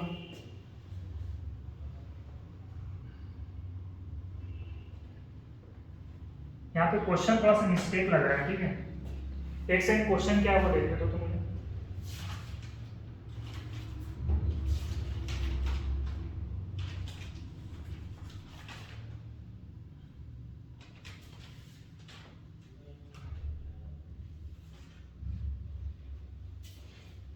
क्वेश्चन ये CH नहीं है।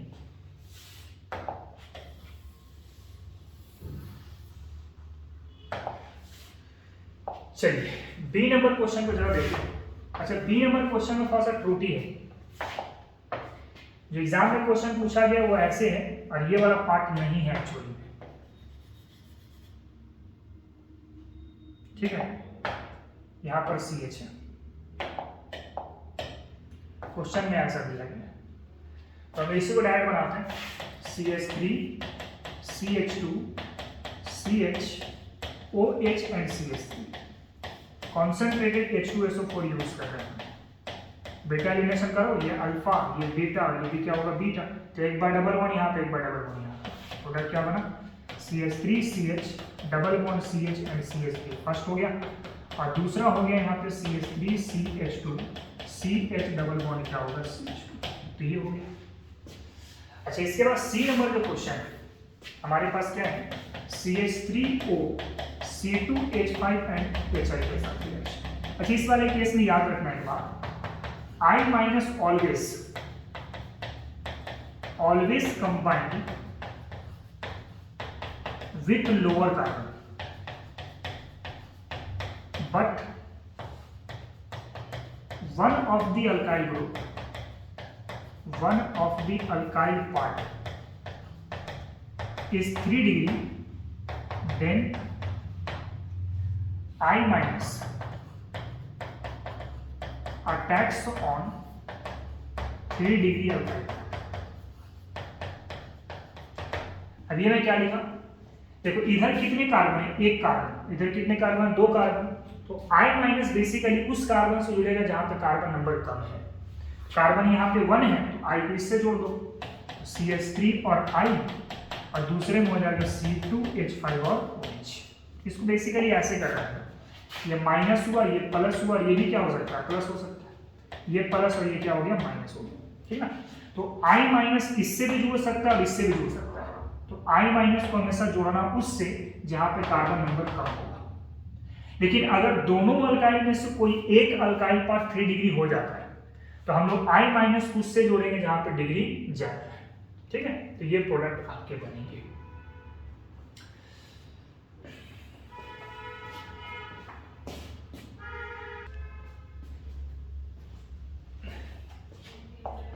चलिए अगले क्वेश्चन की तरफ बढ़ते हैं हम लोग। क्वेश्चन है हमारे पास कि right on short note peptide linkage, glycosidic linkage and name the bases present in RNA, है ना।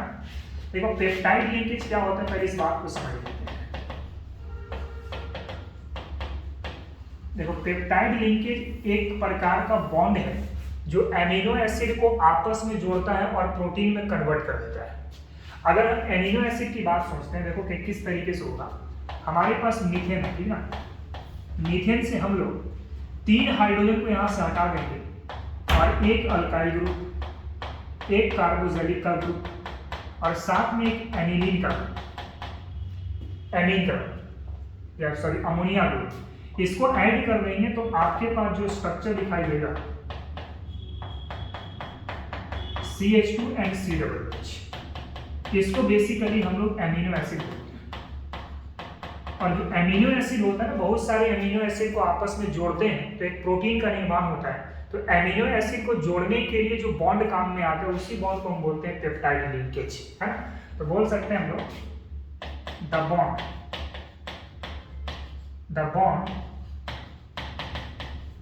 which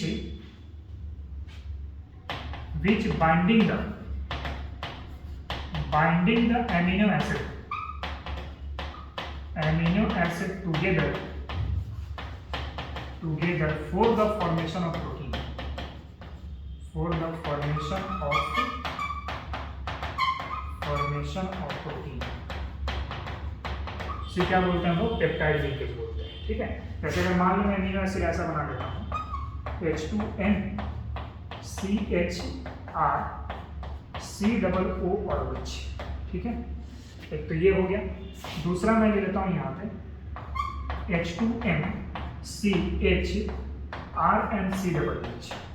ये दो एमिनो एसिड ले लिया हमने। अब दोनों एमिनो एसिड के बीच में हम लोग एक वाटर मॉलिक्यूल को रिमूव कर देंगे। किस तरीके से होगा? यहाँ से सर OH ले लीजिए और यहाँ से आप H ले लीजिए, यहाँ से एक वाटर मॉलिक्यूल को बाहर कर लो। अब जैसे यहाँ पे वाटर मॉलिक्यूल को बाहर करेंगे तो बनेगा H2NCHR C double bond O, यहाँ पर NHCHR C डबल O, और इस तरीके से बॉन्ड बनते चले जाएंगे। तो आपके पास बीच में ये वाला जो स्ट्रक्चर दिखाई दे रहा है, इसी को हम कहते हैं बाबू पेप्टाइड लिंकेज। Peptide linkage. अच्छा, एक चीज को ध्यान दो, अगर आपके पास दो एमिनो एसिड है, ये फर्स्ट हो गया और ये सेकंड हो गया, तो दो एमिनो एसिड के बीच में कितना पेप्टाइड बॉन्ड बनता है? एक बनता है ना। यानी जिस तरीके से आप एमिनो एसिड बढ़ाते जाओगे उस तरीके से पेप्टाइड बॉन्ड भी आपका बढ़ता जाएगा। दो एमिनो एसिड से पेप्टाइड बॉन्ड कितना बना? एक बना। यानी 3 एमिनो एसिड से कितना बनेगा? 2 बनेगा। 4 एमिनो एसिड से कितना बनेगा? 3 बनेगा। यानी अगर मैं number of total peptide linkage की बात करूँ ना, तो हम लोग कहेंगे number of amino acid minus. Amino acid में से अगर एक माइनस कर देंगे तो वही बनेगा आपके पास पेप्टाइड लिंकेज। ठीक है, तो 2 एमिनो एसिड था, तो एमिनो एसिड में से एक घटा देंगे तो कितना पेप्टाइड बन जाएगा? एक पेप्टाइड बन जाएगा। तो ये हो गया आपके पास कुछ इंपॉर्टेंट नोट आपके पेप्टाइड लिंकेज के बारे में। ठीक है, नेक्स्ट हम लोग जो डिस्कस करने वाले हैं यहाँ पर, सेकंड है हमारे पास ग्लाइकोसिडिक लिंकेज। सेकंड है हमारे पास ग्लाइकोसिडिक लिंकेज। क्वेश्चन नंबर जो बी था वो था आपके पास ग्लाइकोसिडिक लिंकेज। तो ग्लाइकोसिडिक लिंकेज क्या है कि ये वो लिंकेज है जो दो मोनोसैकराइड्स को आपस में जोड़ने का काम करता है। मतलब ऐसे कह सकते हैं द लिंकेज या the bond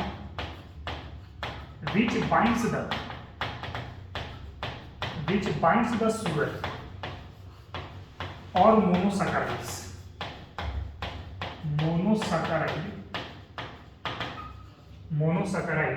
by removing of water। किस तरीके से काम होगा? तो हम लोग मान लेते हैं कोई एग्जांपल उठा लिया, जैसे कि लैक्टोज में उठा रहा हूं एक एग्जांपल। ठीक है, लैक्टोज कैसे बनता है? तो हम लोग एक स्ट्रक्चर बना रहे हैं अल्फा डी ग्लूकोज का। This is a CH2OH HOH HOH HOH H और OH। This is the alpha D glucose. ठीक है, और एक और मैं अल्फा डी ग्लूकोज ले लेता हूं।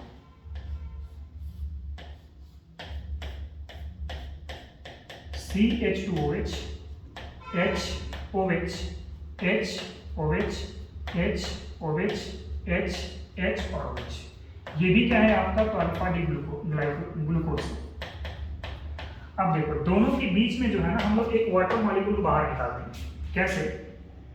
सर यहाँ से आप OH निकाल लीजिए और यहाँ से आप H निकाल लीजिए, और जो ऑप्शन बचा उसको आप इसके साथ जोड़ दो। तो ये जो बॉन्ड बना, इस बॉन्ड को हम लोग कह रहे हैं बाबू this is a glycosidic bond. Glycosidic. ठीक है, अच्छा ये जो ग्लाइकोसिडिक बॉन्ड बना by the help of removal of water. तो ग्लाइकोसिडिक बॉन्ड एक ऐसा बॉन्ड है जो दो सुक्रोज मॉलिक्यूल को दो शुगर मॉलिक्यूल या मोनोसैकराइड यूनिट को आपस में जोड़ने का काम करता है। ठीक है, चलिए तो अगले क्वेश्चन की तरफ हम लोग बढ़ लेते हैं। देखो अगला क्वेश्चन बोल रहा है कि name the basis present in RNA. तो आरएनए के अंदर कौन कौन सा बेस प्रेजेंट होता है, जरा इसको देख लेते हैं, है ना। क्वेश्चन नंबर सी क्या है? Base on RNA. आपको पता है कि आरएनए का फुल फॉर्म क्या होता है? राइबोज न्यूक्लिक एसिड होता है ना, और इसमें दो चीजें होती है, एक होता है प्यूरिन और दूसरा होता है पाइरिमिडीन। ठीक है, तो पाइरिमिडीन और प्यूरिन के बीच में बॉन्ड बनते हैं, आपको पता है। तो ए के साथ U कोऑर्डिनेट करता है और G के साथ C कोऑर्डिनेट करता है, ठीक है। अच्छा, A के साथ U अगर कोऑर्डिनेट करेगा तो RNA हो जाएगा, और A के साथ अगर T कोऑर्डिनेट करेगा तो ये DNA हो जाएगा। क्या हो जाएगा? DNA। मतलब इसमें टोटल 4 बेस काम करेंगे, A, U, G and C, adenine, uracil, guanine and cytosine, ठीक है। चलिए अगले क्वेश्चन की तरफ बढ़ लेते हैं हम जरा। नेक्स्ट है question, complete these reaction. Reaction complete करना है आपको। सबसे पहला ए नंबर है CH3, CH2, CH2 and Cl। इसको रिएक्ट कराने को अल्कोहलिक KOH के साथ, ठीक ना। तो अल्कोहलिक KOH के साथ बीटा एलिमिनेशन होगा, तो अल्फा बीटा ले लो, यहाँ से H उठाओ, यहाँ से Cl ले लो, तो प्रोडक्ट बनेगा क्या? CH3CH डबल बॉन्ड CH2, साथ में बनेगा KCl और साथ में बनेगा आपके पास H2। This is a beta elimination. कौन सा रिएक्शन है बाबू? Beta elimination reaction. Question number B कह रहा है कि आपके पास है CH3, CH2 और Cl। इसको हम लोग रिएक्ट करा रहे हैं AgCl के साथ। आपको पता है न्यूक्लियोफिलिक रिएक्शन ही है, न्यूक्लियोफिलिक सब्स्टिट्यूशन रिएक्शन है ना। तो ये प्लस होगा और ये क्या होगा? माइनस। अच्छा, यहाँ पर ये माइनस होगा ना आपका, तो ये माइनस ये प्लस में जाएगा, तो ये Cl एक्चुअली जो होता है AgCl से रिएक्शन कराओगे तो Cl किस में कन्वर्ट हो जाएगा? Nc में। CH3, CH2 और Nc, और साथ में बनेगा आपके पास AgCl। ध्यान देना, ये आइसोसाइनाइड बनेगा। क्या बनाएगा? आइसोसाइनाइड। लेकिन अगर इसी के जगह पे मान लो आपके पास KCl दे देता ना, क्या देता है? KCl, तो वैसे केस में यहाँ पे साइनाइड बन जाएगा, CH3CH2 Cn और साथ में रिलीज कर जाता है KCl। This is a cyanide. तो AgCl के साथ बनता है आइसोसाइनाइड और KCl के साथ बनता है साइनाइड। इसका मतलब ये जो Nc है ना या Cl है, जिसको हम लोग बोलते हैं एम्बिडेंट न्यूक्लियोफाइल, क्योंकि इसमें कभी नाइट्रोजन कोऑर्डिनेट कर रहा है तो कभी कार्बन कोऑर्डिनेट कर रहा है। मतलब नाइट्रोजन करेगा तो कार्बन नहीं करेगा, और कार्बन करेगा तो नाइट्रोजन नहीं करेगा, ठीक है ना। तो एम्बिडेंट न्यूक्लियोफाइल उस न्यूक्लियोफाइल को बोला जाता है जिसके पास 2 डोनर साइट होते हैं, लेकिन एट अ टाइम कोई एक ही डोनेट करता है। जैसे नाइट्रोजन किया तो कार्बन नहीं करेगा, कार्बन कर गया तो नाइट्रोजन नहीं करेगा। नेक्स्ट जो रिएक्शन है हमारे पास सी नंबर रिएक्शन है CH3 और Cl। इसको रिएक्ट करा रहे हैं सोडियम आयोडाइड के साथ इन प्रेजेंस ऑफ एसीटोन। इसको हम लोग कहते हैं फिंकल-स्टीन रिएक्शन। फिंकल-स्टीन रिएक्शन आप जानते भी होंगे इसके बारे में। तो सिंपल क्या करना है, यहाँ से ये प्लस हो गया, ये माइनस हो गया, ये प्लस हो गया, ये माइनस हो गया, इसका प्लस इसके माइनस, इसका माइनस इसके प्लस। प्रोडक्ट क्या बनेगा? CH3I और बाई प्रोडक्ट क्या बनेगा? NaC, ठीक है। चलिए अगले क्वेश्चन की तरफ जरा बढ़े हम लोग। नेक्स्ट है आपके पास write carbylamine reaction and uses. जो कार्बाइड-एमीन रिएक्शन क्या होता है, हमारे पास 1 डिग्री एमीन होती है। This is a 1 degree amine, primary amine जिसको हम लोग कहते हैं। इसको हम लोग रिएक्ट करा देते हैं mixture of chloroform and potassium hydroxide के साथ, ठीक है। तो ये जो NH2 का पार्ट है ये NC में कन्वर्ट हो जाता है। ये जो NH2 का पार्ट है ये NC में ट्रांसफर हो जाएगा, आइसोसाइनाइड में ट्रांसफर हो जाएगा। तो बना देगा हमारे पास RCH2 और NC, साथ में बना देगा हमारे पास K2, साथ में बना देगा हमारे पास KCl, 3 मॉलिक्यूल हो जाएगा KCl, और साथ में बना देगा हमारे पास H2, ठीक है। अच्छा, यहाँ पे एक सवाल ये भी पूछा गया है कि इसका यूज कहाँ पे करेंगे।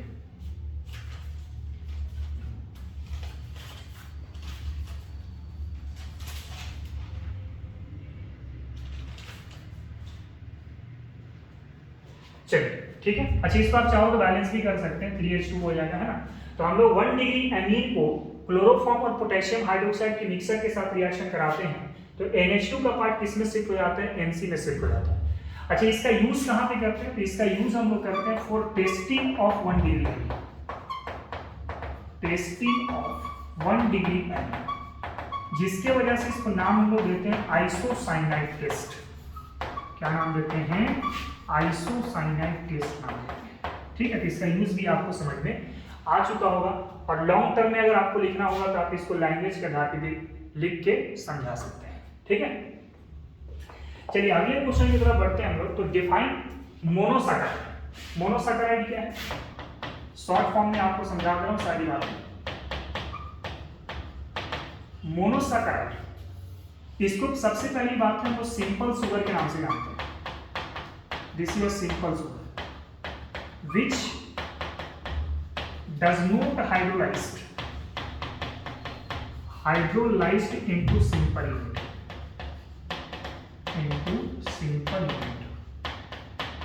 इसको सिंपल यूनिट में कन्वर्ट नहीं किया जा सकता, ये पहले से ही सिंपल यूनिट है। इसके अंदर कार्बन नंबर जो होते हैं ना वो 3 से स्टार्ट होता है, 7 पे जाके खत्म हो जाता है। अगर मान लो मोनोसैकेराइड जिसमें अल्डिहाइड की फंक्शनल ग्रुप होती है उसको हम लोग कहते हैं एल्डोज। क्या बोलते हैं? एल्डोज। अच्छा एक चीज और है, जिसके लास्ट में OAC लिखा होता है ना, समझ जाना वो कार्बोहाइड्रेट का पार्ट है, मोनोसैकेराइड का पार्ट है, डाइसैकेराइड का पार्ट है। अगर मान लो किसी में कीटोन का फंक्शनल ग्रुप दिया गया है तो इसका नाम होगा केटोस। क्या नाम होगा? केटोस।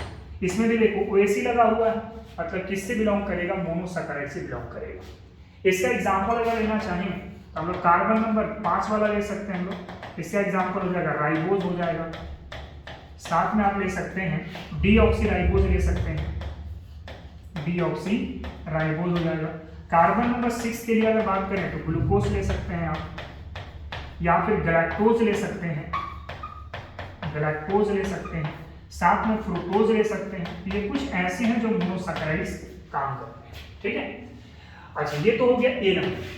अच्छा B नंबर जो इसका क्वेश्चन में कह रहा है, B नंबर पे कि रिड्यूसिंग शुगर किसको बोलते हैं? तो हम लोग बोलते हैं द मोनोसैकेराइड या फिर the sugar which can reduce failing solution, Benedict solution, Tollens reagent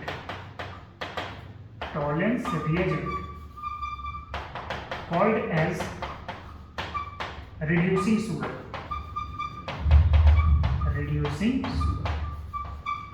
अब रिड्यूसिंग शुगर में क्या क्या एग्जांपल हो सकता है आपका? रिड्यूसिंग शुगर में कह सकते हैं ऑल मोनोसैकेराइड्स, जितने भी मोनोसैकेराइड है ना तो सब रिड्यूसिंग शुगर शो करेगा, मतलब टॉलेंस रिएजेंट, फेरिक सॉल्यूशन और बेनेडिक्ट सॉल्यूशन को ये आसानी से रिड्यूस कर देगा। साथ में अगर मैं बात करूं लैक्टोज की, लैक्टोज जो कि डाइसैकेराइड है ये भी शो करेगा। फिर एक माल्टोज की बात करते हैं, ये भी आपका शो करेगा रिड्यूसिंग शुगर। ये कुछ ऐसे आपके पास सुक्रोज है, कुछ ऐसे आपके पास कार्बोहाइड्रेट्स हैं जो आपका रिड्यूसिंग शुगर के जैसा काम करेगा। तो रिड्यूसिंग शुगर एक ऐसा शुगर होगा जो ferric solution, Benedict solution, Tollens reagent को आसानी से रिड्यूस कर सकता है। अगले क्वेश्चन की तरफ बढ़ते हैं। तो व्हाट इज सॉल्ट ब्रिज? तो सॉल्ट ब्रिज आप लोग जानते हैं क्या होता है? सॉल्ट ब्रिज क्या होता है? इन्वर्टेड यू शेप का ट्यूब होता है, ठीक है, जिसके अंदर इनर्ट इलेक्ट्रोलाइट भरे जाते हैं। इसके अंदर क्या भरा जाता है? Inert electrolyte. इसको ना डायग्राम को उल्टा बनाना पड़ेगा, इन्वर्टेड के फॉर्म में इस टाइप का होता है। इन्वर्टेड यू शेप का एक ट्यूब होता है, इसके अंदर इनर्ट इलेक्ट्रोलाइट होते हैं, जैसे सोडियम नाइट्रेट हो जाएगा, पोटेशियम नाइट्रेट ले सकते हैं, लिथियम नाइट्रेट ले सकते हैं, in semi solid form along with अगर सॉल्यूशन, ठीक है। तो सॉल्ट ब्रिज एक इन्वर्टेड यू शेप ट्यूब होता है जो आपके इलेक्ट्रोलाइटिक सॉल्यूशन में डाले जाते हैं और इसके अंदर इनर्ट इलेक्ट्रोलाइट भरा जाता है, जैसे NaNO3 हो गया, KNO3 हो गया, LiNO3 हो गया, और ये सेमी सॉलिड के फॉर्म में डाले जाते हैं, ठीक ना। और साथ में यहाँ पे अगर सॉल्यूशन को भी यूज किया जाता है। इसका क्या क्या यूज है जब देख लेते हैं हम। सबसे पहले ये सर्किट को कंप्लीट करता है, सर्किट को ये क्या करेगा? कंप्लीट करेगा, सर्किट कंप्लीट करेगा by joining two half cell,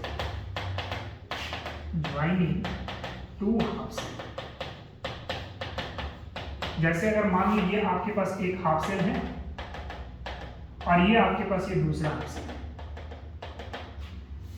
यहां पर मैंने लिया एनोड और ये लिया कैथोड, तो दोनों को आपस में कनेक्ट करने के लिए हम लोग लगा देते हैं सॉल्ट ब्रिज, ताकि ये दोनों मिल करके एक फुल सेल में कन्वर्ट हो जाए।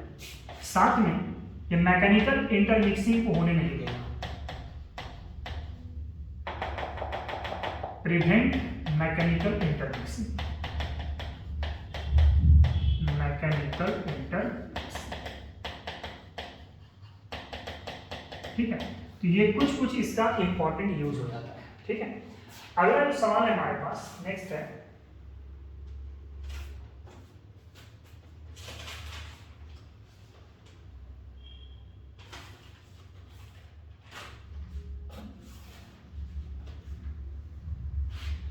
अगला जो क्वेश्चन पूछ रहा है बी नंबर, क्वेश्चन ये दे रहा है if current of 1.5 ampere, current कितना है बाबू 1.5 एम्पियर है, follow through a metallic wire for 3 hour, time कितना है 3 घंटा, तो 3 घंटा को सेकंड बना दो, 3 × 60 × 60 सेकंड, ठीक है। Then how many electron would flow through wire, तो हम लोग जानते हैं Q बराबर क्या होता है IT होता है, इसको मान लीजिए क्वेश्चन नंबर 1, और Q बराबर क्या होता है क्वांटाइजेशन ऑफ चार्ज होता है, ये भी आप जानते हैं from equation first and second, equation first and second, first को सेकंड से अगर कंपेयर करें तो क्या लिख सकते हैं NE = क्या हो जाएगा IT, हमें N निकालना है तो IT बराबर क्या हो जाएगा E हो जाएगा। I कितना है देखें जरा 1.5, टाइम कितना है देखें जरा, तो 3 × 60 × क्या होगा 60, और इलेक्ट्रॉन का चार्ज हो गया 1.6 × 10⁻⁻⁹। इसको सॉल्व कर लो, जो आएगा वही आंसर होगा। तो ये जो आंसर निकल करके आता है 1.01 × 10⁻23, ठीक है। चलिए अगले क्वेश्चन की तरफ जरा बढ़ लें।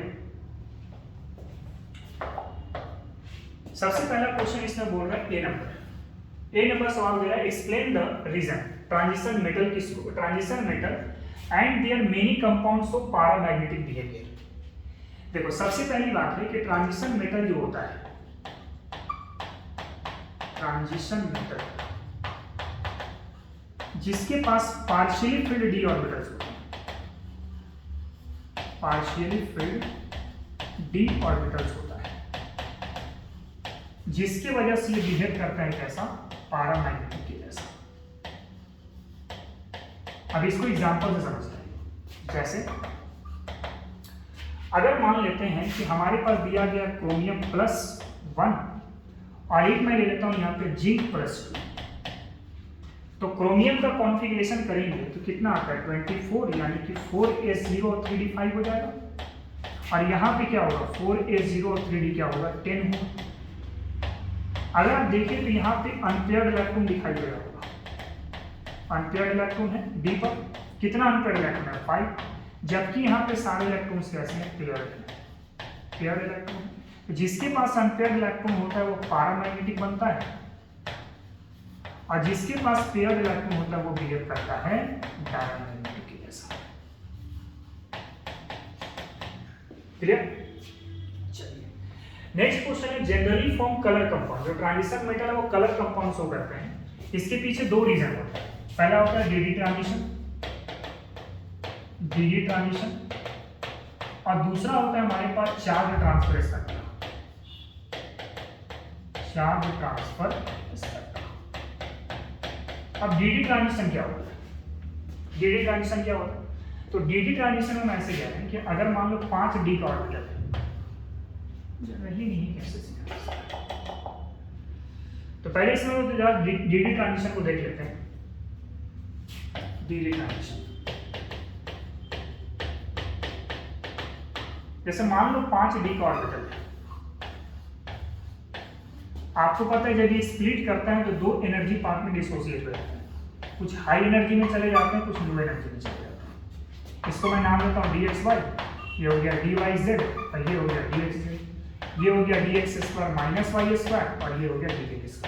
ठीक है, मान लो यहाँ पे कोई इलेक्ट्रॉन रखा हुआ अनपेयर्ड वाला, यहाँ पे कुछ आपने एनर्जी को इंसिडेंट कराया और ये इलेक्ट्रॉन जंप मार के हायर एनर्जी में पहुंच गया।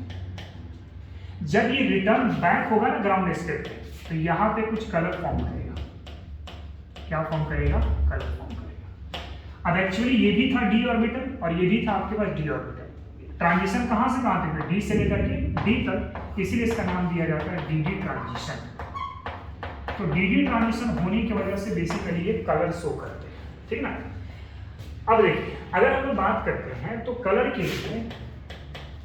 लिए यहाँ पे अनपेयर्ड इलेक्ट्रॉन होना जरूरी है, अनपेयर्ड इलेक्ट्रॉन होना जरूरी है डी ऑर्बिटल्स पर, तब जाके ये ट्रांजिशन होगा, फिर रिटर्न बैक होगा।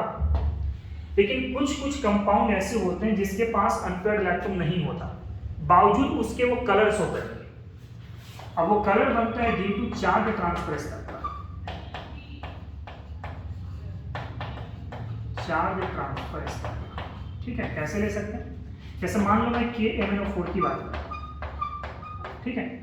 मैग्नीज का स्टेट निकाले तो 1 + x - 8 = 0, x बराबर क्या होगा, +7 हो जाएगा, होगा।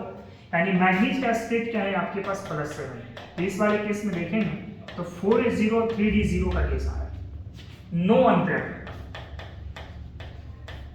नो अनपेयर्ड, जिसके वजह से ये आमतौर पे कलरलेस होना चाहिए था, लेकिन कलरलेस नहीं होगा। इसकी कलर बेसिकली पिंक कलर की होती है, और ऐसा इसलिए होता है क्योंकि थोड़े समय के लिए मोमेंटरली ऑक्साइड जो है अपना चार्ज को ट्रांसफर करता है मैग्नीज की तरफ। तो ऑक्साइड अपना चार्ज ट्रांसफर किया मैग्नीज की तरफ, तो चार्ज की जो ट्रांसफॉर्मेशन हुई ना ऑक्साइड से मेटल की तरफ, इस ट्रांजिशन की वजह से यहाँ पे पिंक कलर का फॉर्मेशन हुआ। एक बात ध्यान देना, इसमें कोई भी अनपेयर्ड इलेक्ट्रॉन नहीं है, बावजूद इसमें पिंक कलर शो करेगा due to momentarily charge transfer from oxygen to metal, ठीक है ना। तो ये चार्ज ट्रांसफर के लिए टर्म यूज करते हैं हम लोग, चार्ज ट्रांसफर स्पेक्ट्रम, और यही चार्ज ट्रांसफर की वजह से ये पिंक कलर शो करता है, सही है। चलिए नेक्स्ट है exhibit of variable oxidation state. क्यों ऐसा होता है, ड्यू टू कंप्रेबल एनर्जी,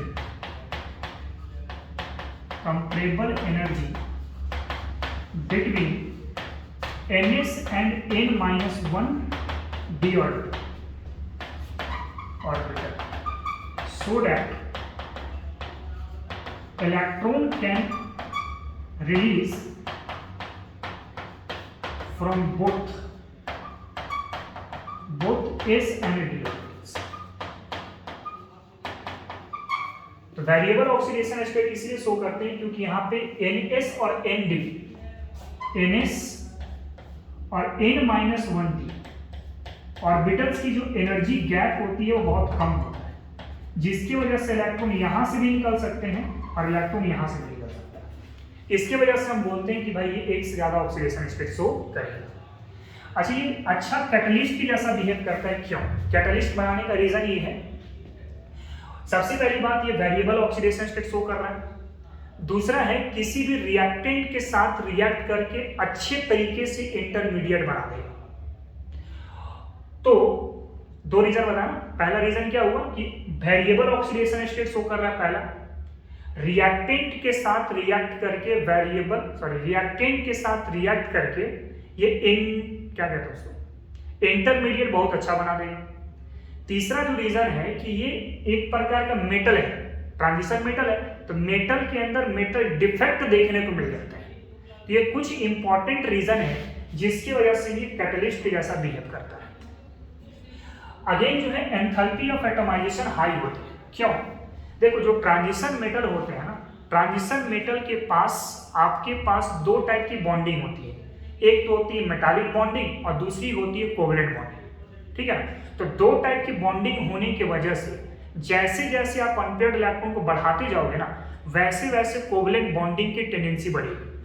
अब जैसे जैसे कोवलेंट टेंडेंसी बढ़ेगा, स्ट्रेंथ ऑफ बॉन्ड बढ़ जाएगा, और उसको एटम में बनाने के लिए, एटम में कन्वर्ट करने के लिए काफी ज्यादा एनर्जी की रिक्वायरमेंट होगी। इसलिए हम कहते हैं addition to covalent bonding with metallic bonding, they have a high enthalpy of atomization, ठीक है।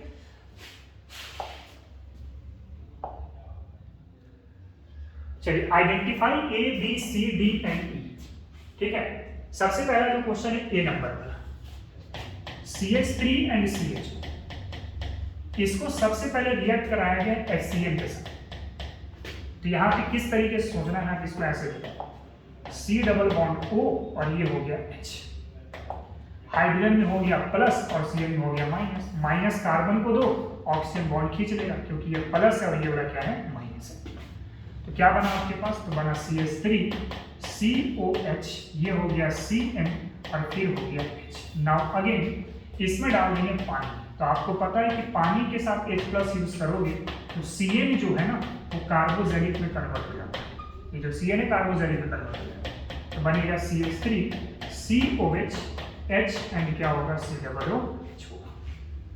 नाउ अगेन बी नंबर की बात अगर हम लोग सोचें, बी नंबर जो क्वेश्चन है आपके पास CH3 CH2 C double bond O और OH, इसको हम रिएक्ट कराते हैं क्लोरीन के साथ इन प्रेजेंस ऑफ रेड फास्फोरस। इसको हेल्महोल्ट्ज जोलेनस्काई रिएक्शन बोलते हैं, HBZ रिएक्शन बोलते हैं।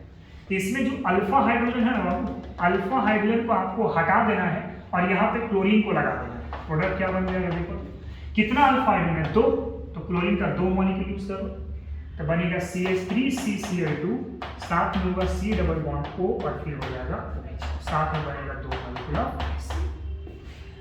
नाउ जो सी नंबर जो क्वेश्चन है हमारे पास वो क्या है, CH3 C double bond O और फिर हो गया H Cl। इसको पहले हाइड्रोजन के साथ रिएक्ट करवाया जा रहा है इन presence of platinum and BaSO4। इसको रोजेनमंड रिडक्शन बोलते हैं, रोजेनमंड रिडक्शन। ठीक है, कैसे करोगे, सिंपल यहां से Cl उठाओ, यहां से उठाओ, क्या निकल जाएगा HCl बाहर निकलेगा तो बनेगा CH3 C double bond O और H। ठीक है, नाउ अगेन आपके पास दिया गया D number, CH3 C double bond O और फिर हो गया आपके पास H। हमने इसको K2Cr2O7 के साथ रिएक्शन कराया in presence of acidic medium. This is oxidizing agent, oxidizing agent. तो अल्डिहाइड को ऑक्सीडाइज करोगे तो क्या बनेगा, कार्बोजेनिक एसिड बनेगा CH3COOH। ठीक है, तो ये कुछ आपके पास इंपॉर्टेंट रिएक्शन हो गया।